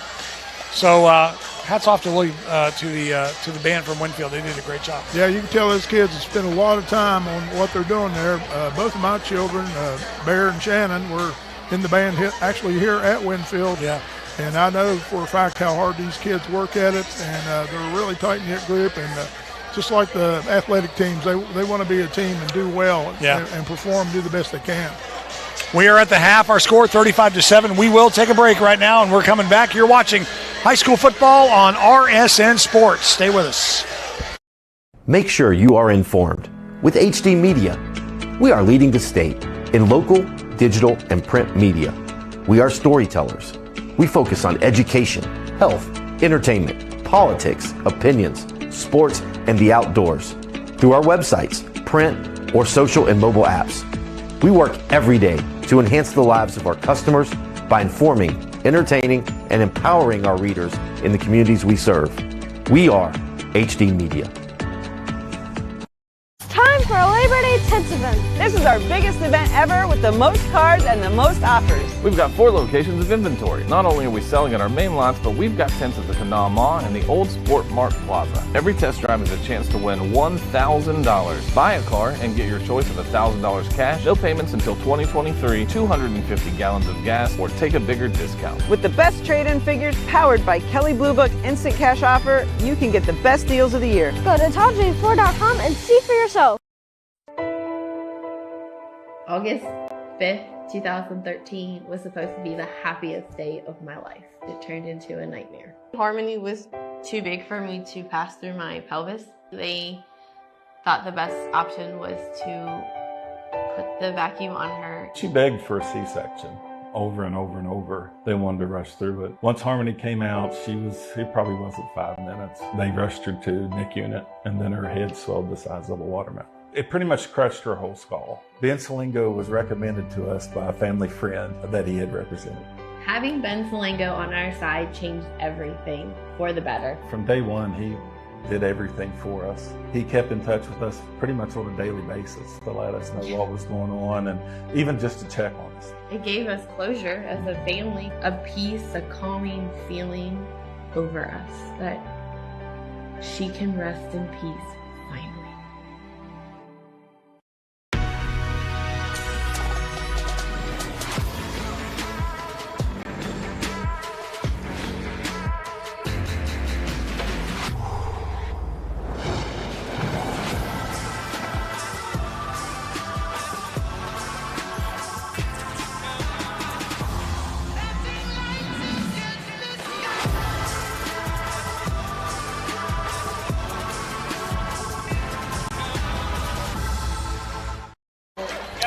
Welcome back to Winfield High School on this beautiful Friday night. Brian Austin, the coach, Bob Goble, looking around the state of West Virginia. Bridgeport leads John Marshall in the second quarter, 21-14. Philip Barber and Buchanan Upshur are tied at 7. Cabell Midland putting it on Capital, 21-0. Wheeling Park and Cleveland St. Joe's, no score. Hurricane over George Washington. This raises the eyebrows a little bit. 19-7, both of those teams undefeated. Jefferson over Musselman, 14-7 first half. Oak Hill leading Princeton, 7-0 first half. Fairmont Senior, AA over Preston, 34-0 first half. Lincoln County leading Ripley, 6-0. Riverside over St. Albans, 7-6. Martinsburg over Shenandoah, Virginia, 36-14 at the half. Spring Mills leads Southern Hagerstown, Maryland, 20-7. University over Brooks, 16-0. Parkersburg South and Woodrow Wilson play tomorrow. Parkersburg off this weekend. AA scores. Hedgesville over AA East Fairmont, 14-7. Lewis County ahead of Elkins, 27-0. Pikeview beating Liberty Raleigh, 7-0. Lincoln over Grafton, 28-7. Logan beating Wayne, 20-7. Point Pleasant over Mingo Central, 14-0. Herbert Hoover has pulled ahead of Nitro, 21-7. Herbert Hoover 0-2 against Nitro, 2-0. North Marion 26-0 over Oak Glen. Independence leading a struggling Polka team, 36-0. Greenbrier East 7-0 over Robert C. Byrd. Winfield and Chapmanville here at 35-7 in favor of the green team. Nicholas County 14-0 over Wyoming East. And quickly, let's look at single A action. Wirt over Gilmer, 28-6. Midland Trail, Meadowbridge. Midland Trail 7, Meadowbridge 0. Moorfield over Southern Garrett, Maryland, 14-7. Greenbrier West leads Pocahontas County, 27-0. Yellow Jackets of Williamstown, 41-0 over Ravenswood. River of Ohio, right up from Marietta there, leading Magnolia 49-6, really across the river from each other. They are rivals, even though they're two different states. St. Mary's leads Calhoun County 13-0. Summers over Shady Spring 13-7. Trinity of Morgantown leads Millersport, Ohio 38-0. Tucker County over East Hardy 8-7 in the second quarter. Tigers leads Webster 6. It's that game now tied up at 6. So just some scores of things going on around the state. Wheeling Central, by the way, leading Bel Air, Ohio 13-7 second quarter. Coach? I had a chance to speak at a coaching clinic in Flatwoods this past winter in January, and I got to know the coach from Williamstown a little bit up there and spent some time with him. Chris Beck. Yeah, and he's really got it going there. That guy's doing a Well, tremendous job. you follow a legend, right? You follow Terry Smith. Exactly. Who had an 80% win percentage. He made the playoffs nearly every year that he was the head coach. He won 2 state championships. Following a legend is tough. But Chris Beck has done a nice job at Williamstown. Took the Yellow Jackets all the way to the state championship last year. But the Rebels at Ritchie County were just too much for him. And the Rebels won their first ever state championship last year, beating Williamstown on Wheeling Island. Well, Coach, if you're Coach Barker, what are you telling your kids? You're down 28 points here coming into the second half. Well, first of all, you have to know the personality of your team. You have to get a bearing on how they are feeling at halftime. If you feel like they're not really trying or just going through the motions of stuff, sometimes you really have to kind of explain to them you're not real happy about that in certain ways. But other times it's better just to go in and say, hey, I know you're trying. Keep your head up. Let's keep getting after it and let's go. Let's go get it. And a lot of times it's little things, right? If you make a tackle here and there, they did have a lot of trouble tackling in that first quarter. Kwan Pearson broke a long one because of missed tackles.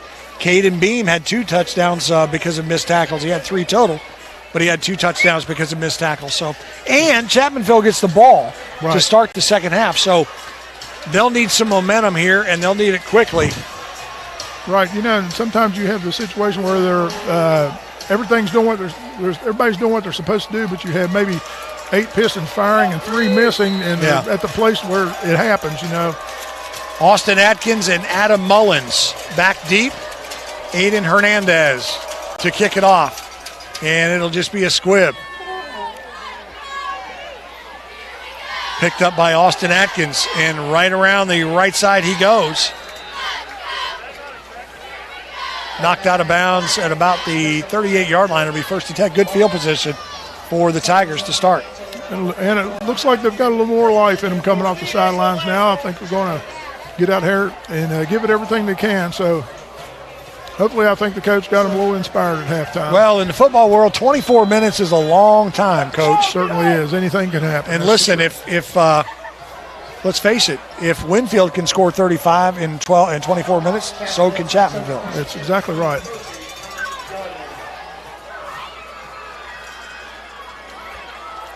Brody Dalton, flag on the play. Dalton wants to throw.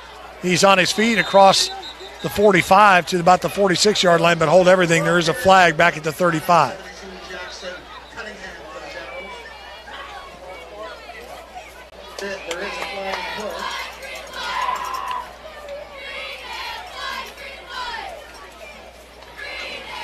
Penalty flag on the play.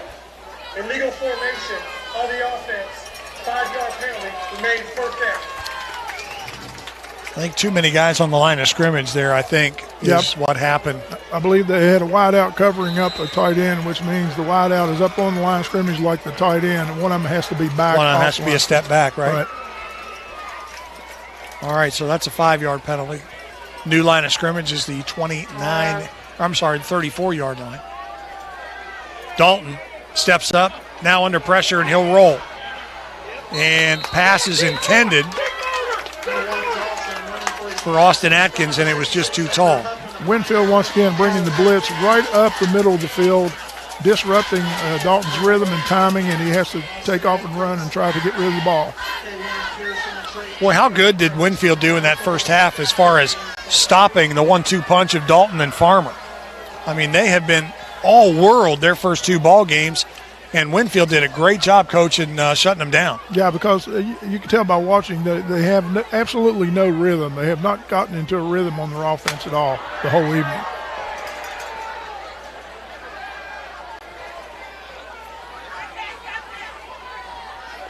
Screen pass is going to be caught. Adam Mullins, the reception. He gets back to the original line of scrimmage, and it'll be 3rd down. Nice open field tackle there. K'Wan Pearson on the tackle. He was not fooled on the stutter step. They gave him a gain of 4 on the play. Now it'll be 3rd and 11.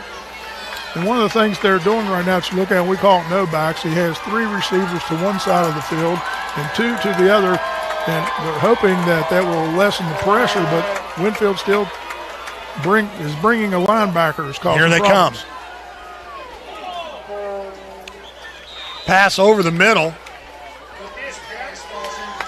was incomplete, and Brody Dalton took a shot there at the end of that play. And so Chapmanville goes 3 and out. Kind of surprising, Coach, coming out of the locker room. Yeah, it sure is. And you know, I know all these coaches are trying different things, but one thing that I noticed that Winfield is bringing a linebacker every down up the middle, and you would think they would take one of these receivers and maybe drag him across on a shallow route to replace the area that the linebacker left from and dump the ball to him, you know. Nice punt. Fair catch is called for, and it's muffed. Oh, almost. It looked like Bray Boggs lost the handle, but he got it back. Good punt there from Ian Plumley. Best punt he's had tonight. Yeah, that was a nice boot. Actually flipped the field a little bit for the Tigers. See if they can get them a stop now. And, Coach, it's getting to the point this time of night right now, and I'm not exactly sure. Hang on, I'll tell you what the temperature is, but the temperature has fallen a little bit, and what that's going to do is make that ball just a little bit slipperier. About 73 degrees right now. Here's Caden Beam. Breaking tackles all over the place. Beam with a guy to beat, cuts across the midfield. Caden Beam inside the 30 to the 29-yard line. Let the big dog eat. Caden Beam, man, he's rolling tonight. And once again, just total domination up front by the 5 big boys. The 5 big uglies up front for Winfield, doing a great job. 41 yards on the carry for Caden Beam. He's well over 100 tonight.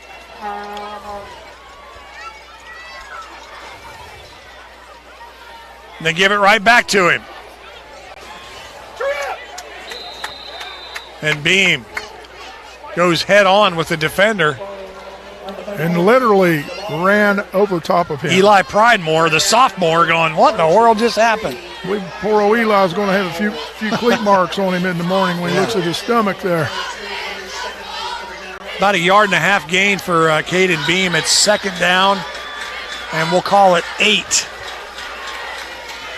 And I'll tell you one thing right now, if there's any college coaches watching this game, you might ought to come and check this young man out. Yeah. You know, I was a college football coach for quite a few years, and I'm telling you right now, he can play. And right now, it looks like he's getting a breather. Well-deserved.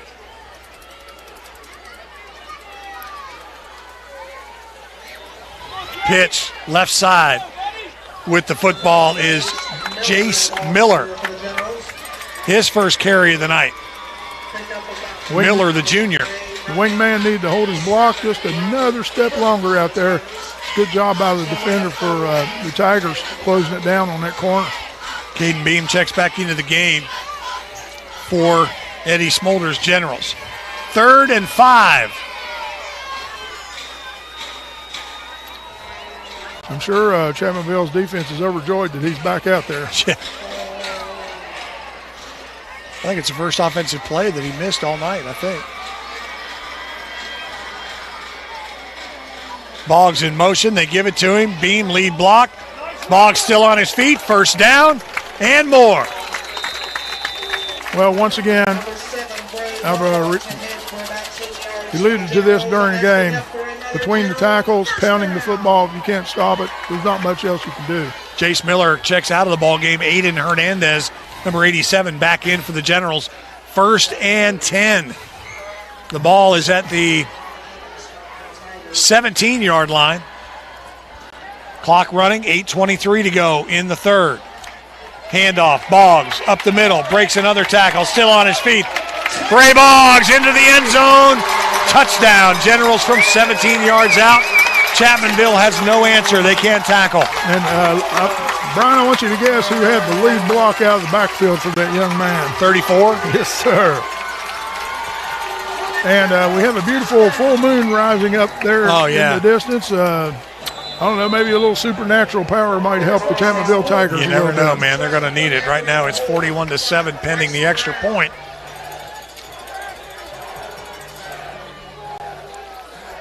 Hernandez has this one partially blocked. Well, that nullifies the 2-point conversion like it matters now. But well, I apologize. Actually, they got it nullified earlier because they missed an extra point. And that's right. That was not Hernandez, actually, so my fault. That was Will Bradley attempting the extra point, number 26. He may have gotten a little too excited there getting a chance. Well, I don't know. I mean, maybe Coach Smolder wanted to give somebody else a chance. Right. At this point, which I'm all for. Could have been a bad snap, bad hold, you don't know. And we want to thank our platinum sponsors tonight, Todd Judy Ford, also Parmar Stores, Dutch Miller, and Ben Salango. You're watching the high school game day Parmar Stores game of the week from the Frontier Communications broadcast location here at Winfield High School. I'm Brian Nost along with Coach Bob Goebel. Coming up later tonight, we will announce the Kroger player of the game, and if you have been watching this game tonight, you probably have a pretty good idea of who it's going to be. And take nothing away from anybody else on that offense or defense from Winfield, but Caden Beam is just in a different world tonight. Yes, he is. Of course, you know me, being an old lineman, I would say that we ought to give the 5 linemen the player of the game award. So yeah. No, but that Caden Beam is something else, like I said earlier, you know.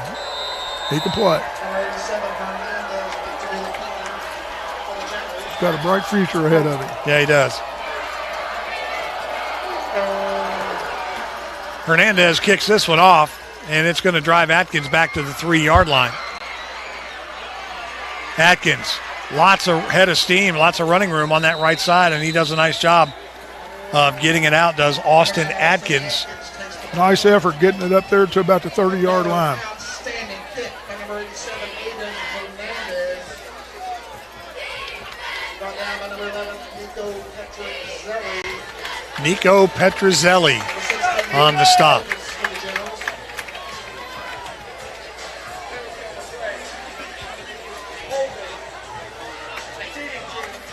Well, when it rains, it pours, Brian. Holding on the return team.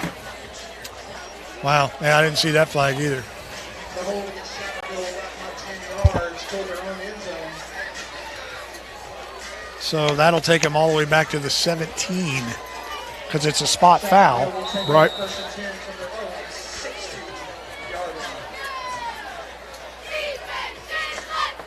This is when it starts getting tough to have your guys hold it together. You know? Yeah. About a third of the way through this third quarter here, and it's 41-7. And a big, big statement from Winfield tonight so far. Brown. Pass was intended for Atkins. Or I'm sorry, not Brown, Brody Dalton. My bad. I knew I'd do that at some point tonight. On the coverage for the Generals. It's going to bring up second and 10 for Chapmanville. And nothing going right offensively. I will say that second series tonight, they marched the ball right down the field, scored on that little short pass. Sure did. And, you know, it looked like we were having ourselves a ball game here, but it was 15-7. After that, it's been nothing. Right. Winfield did a great job adjusting to it. And Winfield does a great job there. Tommy Fluharty on the inside steps up from his linebacker position and wraps up Cole Farmer, who hasn't been able to do hardly anything tonight. Farmer coming in with 7 touchdowns on the season, tied for the lead in the state of West Virginia. And I tell you another young man that I've seen tonight again and again, number 72, Jax Cunningham. Oh, man. Disrupting everything in there. He's my second favorite for player of the game right now. He and Xander Huffman both have done a great job on the interior. Yeah. Dalton wants to throw. He's going to step up now, flush. Over the middle, and it is intercepted. Back the other way with it is Trey Tanner. Tanner couldn't decide if he wanted to catch it or not. He played hot potato with it. Great juggling act there. And we've got a Chapmanville player who is injured. And it's a right leg issue, and I can't see the number. There's a reason they don't have numbers on the bottom of their cleats. It looks like it's... Hopefully it's a cramp. Yeah. Well, I can't tell. It may be Atkins. It may be Austin Atkins. They're treating it like it's a cramp.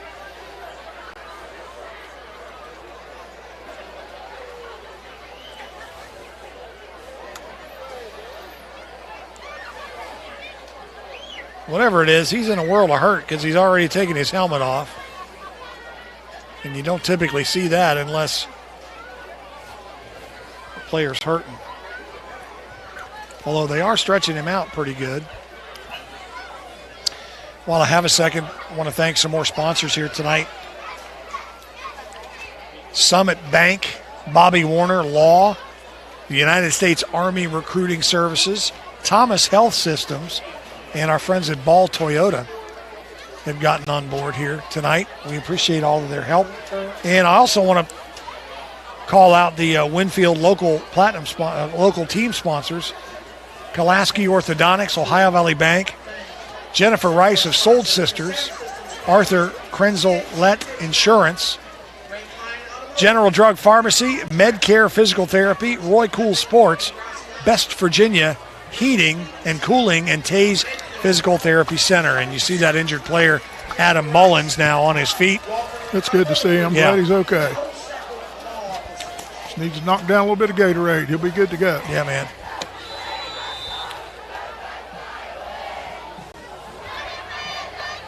Once again, Tigers in the hole.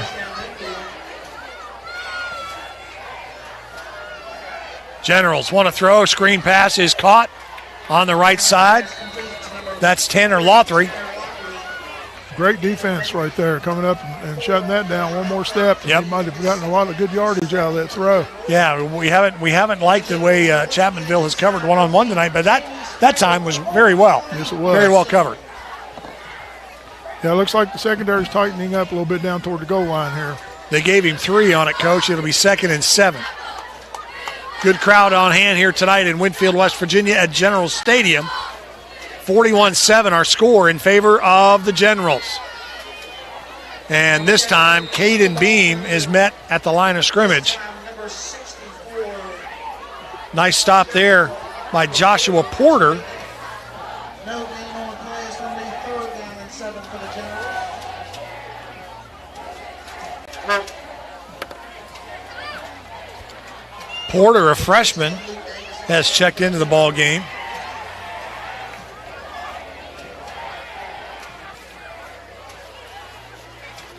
Pitch to Kwan Pearson, left side, and he'll be short of the first down.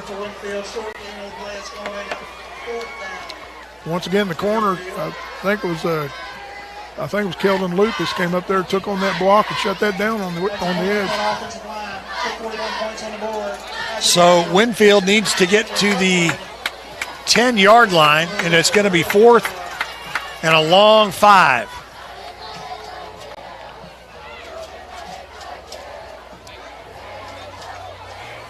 Bryson Brown looks to the sideline. Eddie Smolder looks to the wristband. Calls in the play. And here we go. And they had to call timeout because there was only 1 second on the play clock. So Winfield's going to take a timeout. We'll take one as well. Our score, 41-7. Winfield knocking on the door. We're coming right back. What started as the Parmar Oil Company in 1967 has grown into 116 convenience stores in 4 states. Parmar convenience stores offer monthly product specials and grab-and-go items. Located just down the street from where you live, Parmar stores are all about being your above-par convenience store. If you don't have a Parmar store near you now, you will soon. Parmar Convenience Stores, neighbors serving your community and making life a little bit easier every day.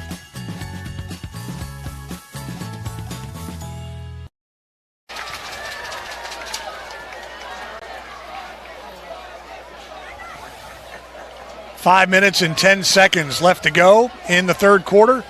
Winfield 41, Chapmanville 7. What a beautiful, beautiful moon there, Coach. Yep, watch out. Full moon tonight. Slant over the middle, in and out of the hands. It was dumped. Yeah, in and out of the hands of the intended receiver, Toby Lothry. Tight end, slant pattern, just didn't hang on. So for the first time in a while, Chapmanville stops Winfield, and Chapmanville will take over 1st and 10 deep in their own territory. Now, where they dump the ball to the tight end coming straight off the line of scrimmage like that is similar to something Chapmanville ought to do, and that will stop that linebacker from blitzing all the time. Yeah. If they replace him there with a receiver and dump the ball down to him. They haven't tried to do that yet.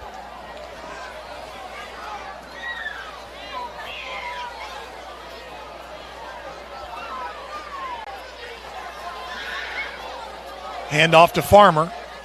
Right side, Cole Farmer. Across the 20 to the 23. They're going to give him close to 7 on that carry.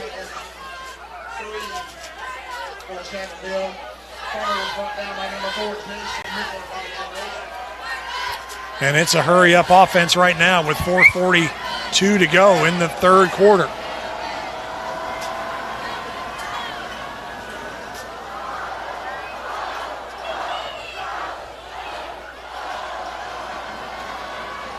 Adkins in motion. And they give it to Farmer, right side. Cole Farmer has the first down. Out across the 30. No quit in that young man. Nope. He's played hard all evening long. And that's a good senior for you. That's good leadership right there.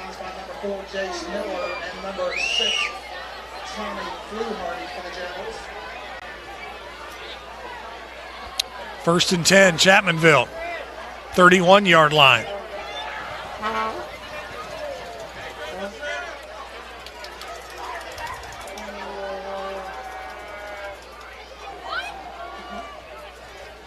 Hand off up the middle.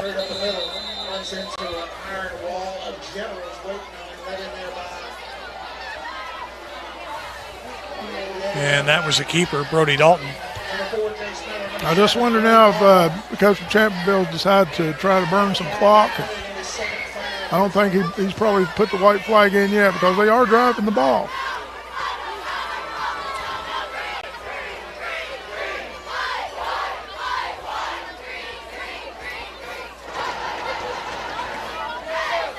And all kinds of motion there.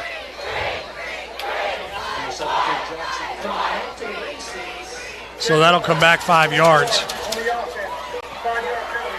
Well, unfortunately, a lot of times when the wheels come off, they come all the way off, you know. Well, and it's that hurry-up offense. You know, they're trying to get the ball snapped, and maybe somebody's not paying attention to the cadence of the quarterback or whatever. And they have the anxiety of the score right now, and they tend to drift mentally, and that can cause a lot of stuff.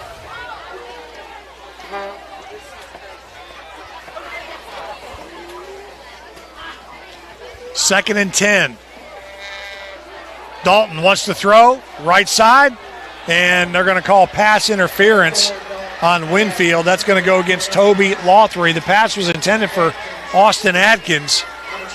That was probably one of the best balls he's thrown this evening. It was right on the money. Yeah, Lothry just got tangled up with him.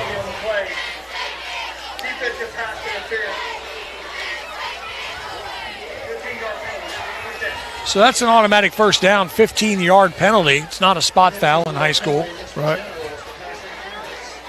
or college for that matter, but they are talking about changing that in college, aren't they?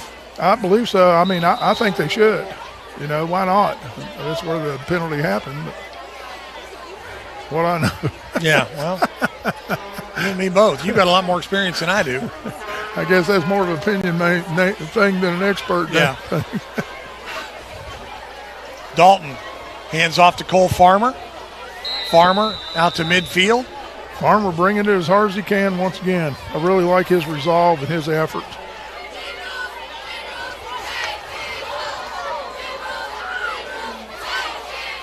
Logan Howell in there on the stop. Second down. When I was at West Virginia Tech, I coached a young man named Larry Farmer, and I was wondering if that's his son. Well, maybe our Facebook friend will reach out and let us know. Man, and when he does that, I hope he sends lottery numbers while he's at it. Really? That'd be really good. We take free coupons for restaurants, too.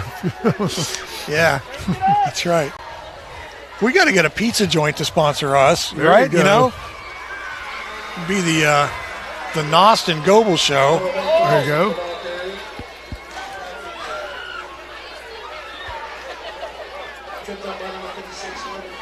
Another first down for Chapmanville as they are moving the ball. They started deep in their own territory. 15-yard interference penalty helped them, but they are moving the ball. 2:10 to go in the third. 41-7 is our score. That is not a misprint. And the thing about it is, another reason they may be moving the ball is, you know, whether they realize or not, on defense, they may be relaxing a little bit because of the lead they have. Yeah. And there's a handoff right up the middle to Farmer, and he's got another first down. Or very close to it. He'll be a little short. My fault. Farmer's starting to get into his groove now. Yes, he is. And he's a good-sized kid. Well, he's 6'3", 190, around in there. He runs hard. They give it to him again. And he's met in the backfield. But he gets out to the 35-yard line. It's going to be 3rd and inches. And the clock keeps rolling. Yep.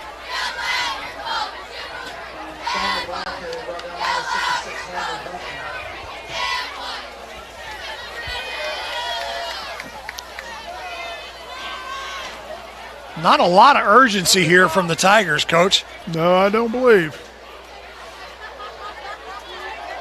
Farmer again, first down, still on his feet. And you know, now you start thinking, well, just think if they would have done this in the first half. Yeah. You know. But you know what? Give credit where credit is due. Yes, absolutely. Winfield's defense came to play tonight. Yes, they did. And their offense is backing them up by putting 40-some points on the board. So Exactly right. They're putting a really good game together on both sides of the ball. Great game plan from Coach Eddie Smolder tonight.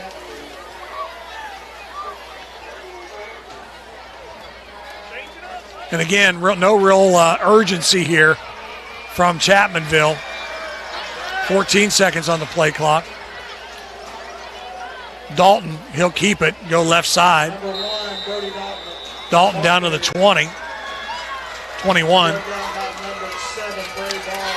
And that will be probably the way they're operating, probably be the last play of the third quarter.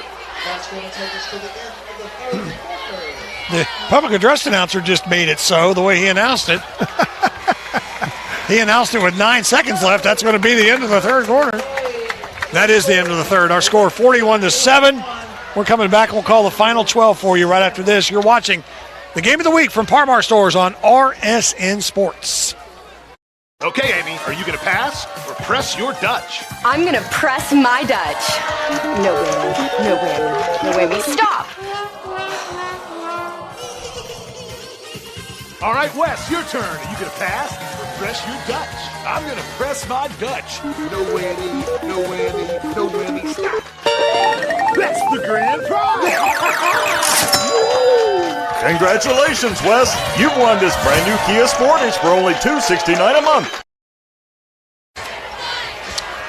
Brian Nost and Coach Bob Goebel back with you from Generals Field on the campus of Winfield High School. Our score as we enter the final 12 minutes. Winfield 41 and Chapmanville 7. Never saw this one coming. And Coach, I don't want to make you look bad here, but you said when you got here to the stadium tonight, you said, I think Chapmanville's going to put one on them. I certainly did. And unless a miracle happens here in the fourth quarter, he was wrong, Coach. Yes, I was. And trust me, it's not the first time. Well, okay.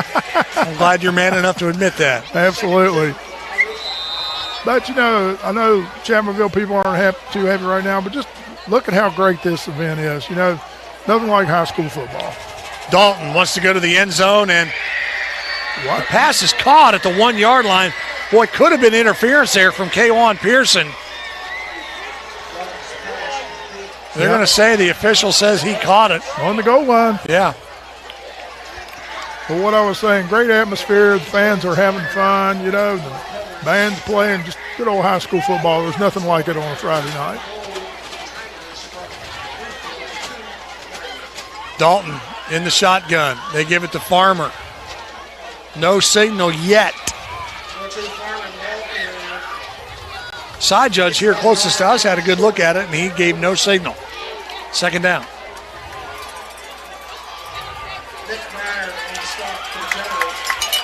Dalton under center. Now he'll back off. Sidecar to the right is Cole Farmer. Bad snap. They give it to fake the handoff to Farmer, and Dalton carries it into the right side. End zone. Touchdown, Chapmanville. It's where one of those crazy plays where the bad snap threw the timing off enough to where he could just peel out of there and run through a hole where they'd all pounce toward the football. Yep. Good to see the Tigers put another one on the board. Yeah, I like it. 41-13, our score, pending the extra point. I don't know, Brian, might be that bad moon rising over there causing some of this. Freshman John Farrell on to attempt the extra point.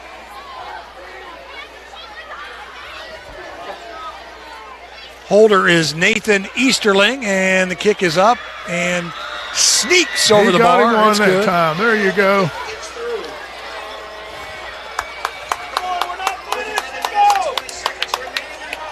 So with 11:20 to go here in the fourth, Chapmanville gets on the board for the first time since the first quarter, 41-14. We'll take a quick break. You're watching the RSN Game of the Week from Parmar Stores right here on RSN. Coming right back. Make sure you are informed. With HD Media, we are leading the state in local, digital, and print media. We are storytellers. We focus on education, health, entertainment, politics, opinions, sports, and the outdoors. Through our websites, print, or social and mobile apps. We work every day to enhance the lives of our customers by informing, entertaining, and empowering our readers in the communities we serve. We are HD Media. At United Bank, banking means more than financial solutions. It means rallying around the causes that are important to our customers, employees, and communities. While we've grown in size and presence, we have never forgotten our roots.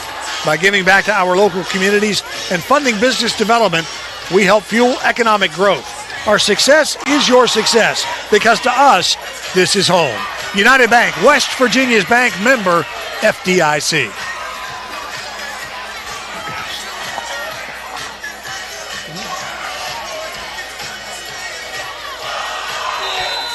All right. Generals anticipating the onside kick, leaving only Bray Boggs back deep for the Generals. Boy, this PA announcer knows his stuff, right? Yeah, I think I need to get to know him. He needs to be out there coaching. Squib kick. It was certainly not an onside kick. Recovered by Kwan Pearson. It's odd that you have a public address announcer basically calling play-by-play, and but hey, whatever. Well, at least he's enjoying himself. Yeah, doing a great job, man. He has all night. 1st and 10, Generals from the 32.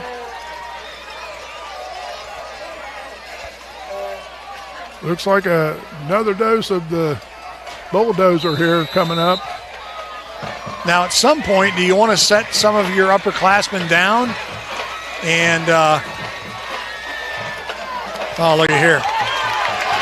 Wow. Bray Boggs eastbound and down. Bray Boggs goes 68 yards, basically untouched. And it's about time to set your players down. But I'll tell you what, once again, you've heard this name all night. Caden Beam, what a block on the defensive end to kick that guy out of the way. I'm just going to tell you right now who your player of the game is. It's going to be Caden Beam, and the Kroger player of the game. He's done such a fantastic job tonight. Unbelievable, that kid. I'm so impressed by how unselfish he is and how he's a team guy, too, and does everything for all his teammates and just does everything he can, you know. Yeah. And he came through there and blasted that defensive end like I like to call a decleater. That's where, you know, you can see the bottom of his shoes as he's heading toward the ground.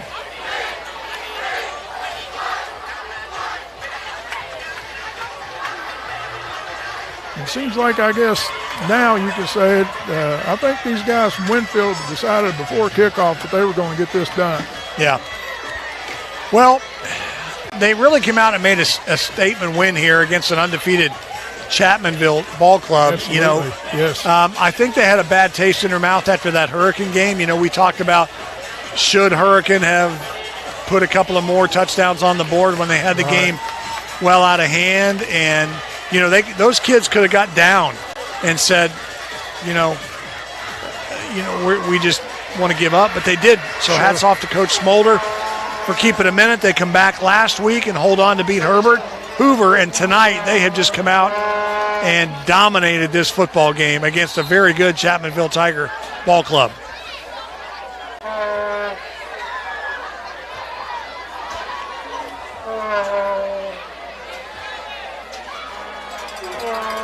Brown wants to throw it and going for the 2-point conversion here, and it's no good. So 11:08 to go in the ball game, and a 68-yard Bray Boggs run. One thing great about the game of football, it teaches you a lot of life lessons. It teaches you good things when you win and teaches you things when you lose, too, that you don't want to learn, but it makes you resilient in everything that happens later on in your life. Yeah. It's one of the greatest things about the game. Bray Boggs getting some much-needed water there. Tristan Cole saying, hey, man, great job. Number 76, sophomore. Once again, hats off to the big hoggies up front. What a great job they've done this evening. Yep.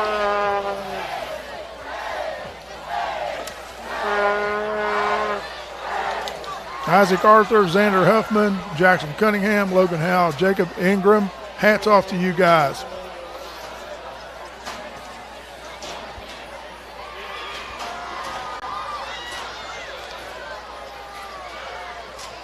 And the thing they have done, and I've been watching them all night long, Brian, is they're still coming off the football and driving the feet and just blowing people out of the way. Yeah.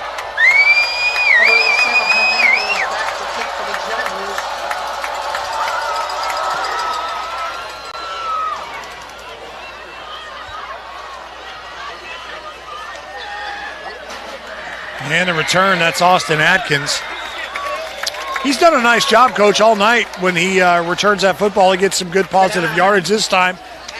Gain of about 20 out to the 30-yard line, so good field position for the Tigers as they'll set up 1st and 10. Yeah, about every return they've had has been 25 to 30 yards, which is pretty good average.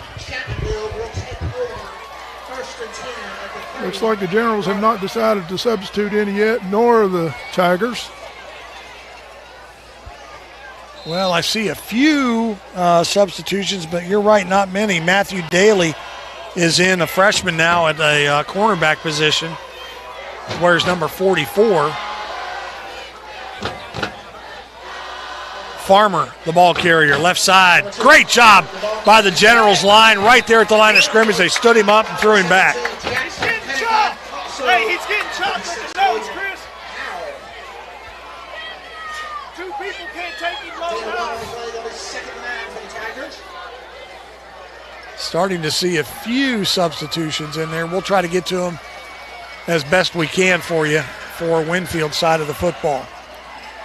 Hurricane, huge over GW right now in the fourth quarter, 56-7. And next week we've got GW playing host to Hurricane, or rather Huntington. Yes, sir.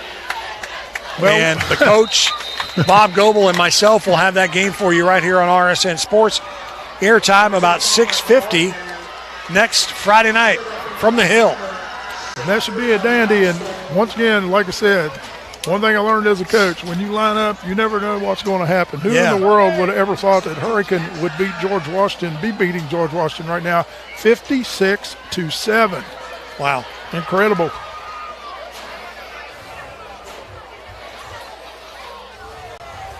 Again, not a whole lot of urgency here for Brody Dalton and his offense, and they give it on the end around. First time we've seen that call in a long time. Austin Atkins on the carry.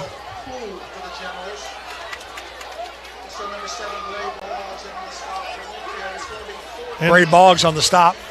And another one, Class AA, Bluefield. Can you believe this? 0-3 now. Yeah. Losing to Pulaski County, Virginia. Last night. Wow. Yeah, 35-33, I think that was that score, yes. right? Fourth down. They bring Atkins in motion, and they give it to him right up the middle. Atkins has the first down across the 45-yard line. Nice job there on the counter. Well, you know, they can walk out here with their heads held up high because they are still playing hard. And that is so hard to get your kids to do in this situation, and they're not backing down at all. They're giving it everything they have. Yeah, when you have a 33-point deficit and you're still out here pounding it, hats off to the Tigers. Point Pleasant's putting it on Mingo Central. That ball game in the third quarter, 41-6. Wow. Yes, sir. Brody Dalton, the ball carrier. Also, this one just in, Herbert Hoover 35, Nitro 14 in the fourth quarter. So Hoover bouncing back after the loss last week to these Winfield Generals. Polka, man, they're struggling this year. They are losing 56-0 second half to Independence. So the Dots are having a time of it. And once again, we discussed this at the tailgate show on Tuesday, the Scott Skyhawks. 48-8 over Sissonville right now, third quarter.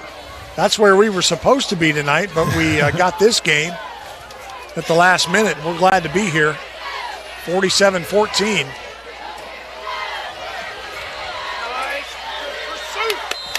That's one of the few open field tackles that the Generals have missed on the edge this evening.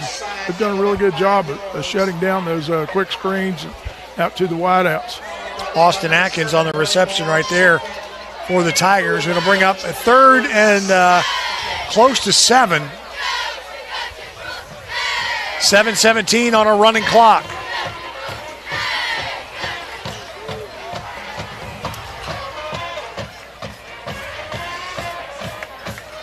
I'll tell you another thing that I'd like to mention is every game I've done this year, the sportsmanship has been incredible for all the players in the teams. Yeah. Yep, that's very true. Running back stymied in the backfield, flag on the play.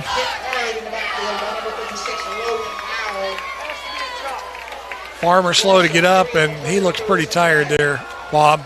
Yeah, I'm sure he is. He's giving it everything he had tonight. I want to thank everybody that's watching on RSN Sports, whether it be rsn.com or Chop Block against Chapmanville, or on the Facebook feed, or however you're getting us tonight. We're very glad. We've had some nice comments from you all out there, and we appreciate it very much. Bob and I are doing the best job we can. You know, when we have these different teams every week, it's tough because we really got to cram all of our studying in 2 or 3 days because we don't get the information from the coaches till around Wednesday evening. Yeah, I told my wife it's the first time in a while I've done any homework. Yeah, well, and last night I didn't get Coach Smolder's starting lineup until about 10:30 last night. Yeah. And that was way past my bedtime, so I didn't start studying until early this morning. There you go. But the cool thing is that we've done Winfield before, right? So we had a good idea of this ball club.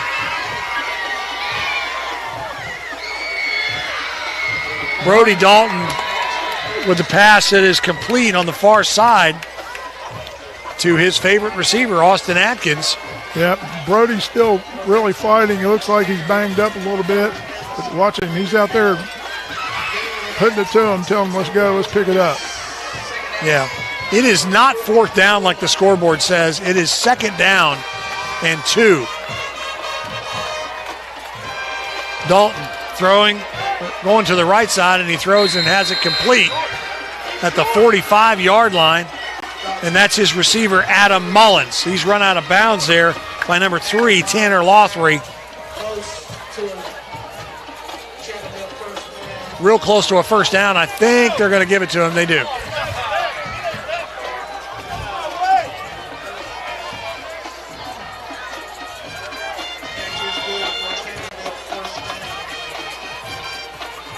Great job by Winfield. Once again, hats off to Chapmanville Tigers for staying in there and fighting as hard as they can. That's what it's all about when you get this point in the game. Yeah. And we're really seeing the strength of Chapmanville's football team right now with Farmer throwing the ball. And as I say that, he hands the ball off to Atkins. So, but, Farmer has had a really good first couple of games of the season. We mentioned coming into tonight, he was 22 of 36 for 273 yards. And he had thrown for 4 touchdowns. He rushed for another one. You mean Dalton? Dalton. Yeah, Brody Dalton. Farmer. Sorry. That's all right. Well, Farmer. He's had a game, too. Farmer's coming in tonight, led the state, tied for the lead, and the state with touchdowns with 7. You can see why. You can see how much heart they run with and throw. Farmer averaging about 136 yards a game. Dalton on the keeper. Well, actually, that was a direct snap to Farmer. Yes. Right? No, it was Dalton. Yeah, it was Dalton. But, good thing for Chapmanville, this isn't the end of the line for them. They're still going to have a lot of opportunities to be in the hunt for everything. They're just going to have to regroup and get ready and do just like Winfield did. Yep. Regroup, fix your mistakes, and go on.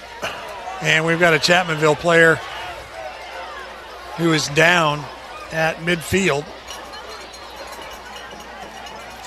Is that Dalton? That is Brody Dalton, the quarterback.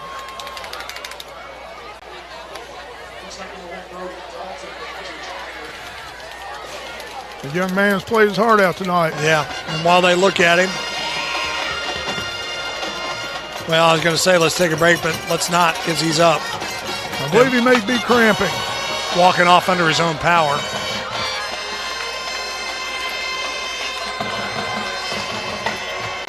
We have a report that they think he had the wind knocked out of him. Well, that could be. Well, I'll tell you what, I'd take him for a quarterback on my team any day. Yeah. He's a horse. I'll bet you he plays basketball too at 6'5". And baseball. Yeah. Quite an athlete.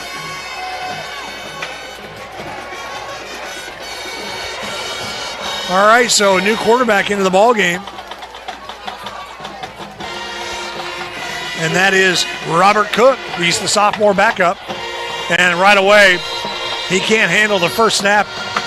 And the ball is back to the 45-yard line.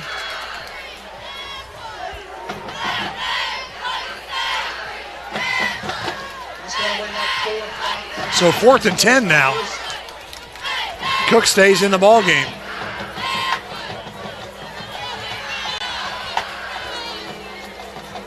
Robert Cook wearing number 7, 6 foot, 150 pounds. He's a sophomore. Cook wants to keep it. And he does, and they will turn it over on downs. Matthew Daly, number 44, right there for Winfield. on the stop.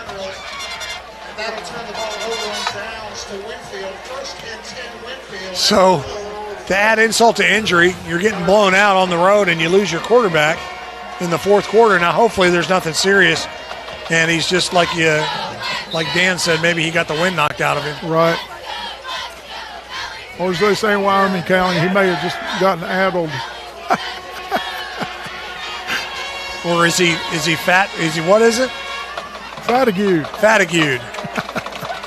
Caden Beam, the ball carrier, still on his feet. Beam taking 3 white jerseys with him across the 25 down to the 23-yard line. The horse got out of the corral again there. 35 yards on the carry for Beam, and he's coming out of the game and gets a great ovation. Our Kroger player of the game, Caden Beam. 3 touchdowns, all in the first half. And he has done such a fantastic job. Now a timeout being taken by Chapmanville. Again, next week, Coach and I will be on the road on the hill at George Washington High School, where the Patriots, who are getting throttled tonight by the Hurricane Redskins, it doesn't get any easier next week because Huntington is coming to town, and you know how good they are. Right, and I was telling Brian earlier this evening, back in the Stone Age when they used rocks for footballs in 1982, yeah, I was the offensive line coach on the George Washington High School State Football Championship team. Steve Edwards Sr. back then, right? Yes, absolutely. That guy was a football genius. He knew how to call the game and coach. He was one of the best I've ever been around. And his son could chip off the old block. He does a great job as well. Yeah, Steve Jr. is a great guy. On the end around, coming towards your living room, that is K-Juan Pearson. Number 13, K-Juan Pearson, the ball carrier. And a Chapmanville player down on the Winfield sideline. Looked like that was a semi-horse collar tackle, but he grabbed him by the back of his jersey, didn't get a hold of the shoulder pass. I guess that's the difference. And the Winfield trainers don't realize that one of their guys is down on the sideline. Now they send somebody. Of course, the trainer, I think, was tending to Brody Dalton. Yep. He's a busy man.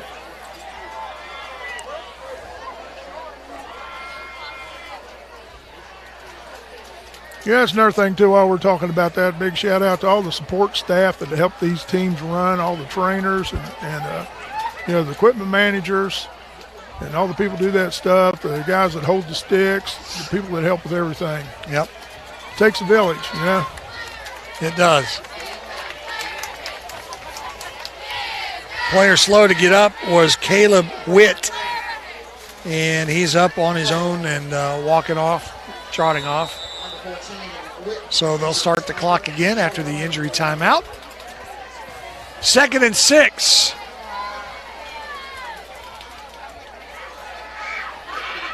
Brown keeps it. Flag comes flying in at the 20-yard line. I believe we may have a hold out there on the corner.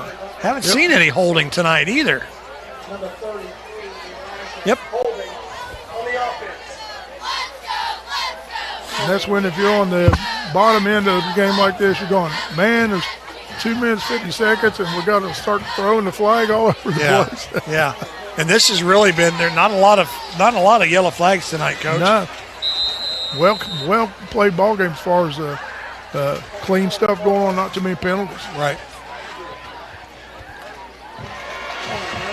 Well, once again, that's what happens when you have 2 disciplined teams. You know, it's easy to tell that they are well coached and well versed in doing the right things.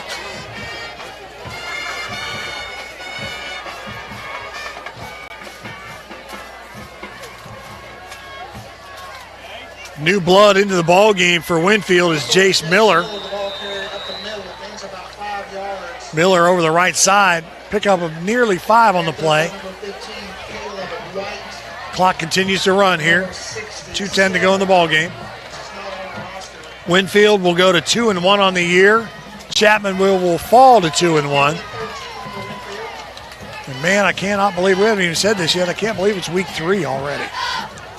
It's like you wait for it all summer to get here, and then when it gets here, you blink and it's past you.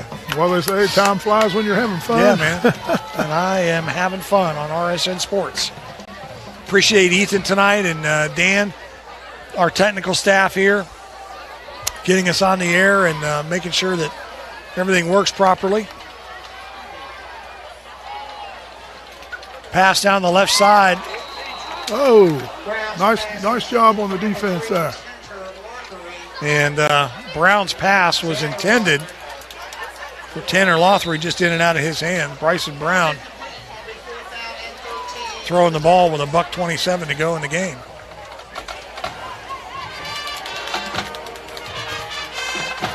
Now 4th down and 15. And a timeout taken by Chapmanville. I want to thank our sponsors again, the West Virginia Coal Association, and still, coal keeps the stadium lights on. Mullins Plumbing and Heating, a proud partner of Game Day. Contact Mullins for a free consultation. Also, Martin Transport. Join the team of highly skilled CDL drivers for the best pay and benefits. That is Martin Transport. You can read all about tonight's game at wvgazettemail.com or heralddispatch.com or tomorrow morning in our easy newsstand versions.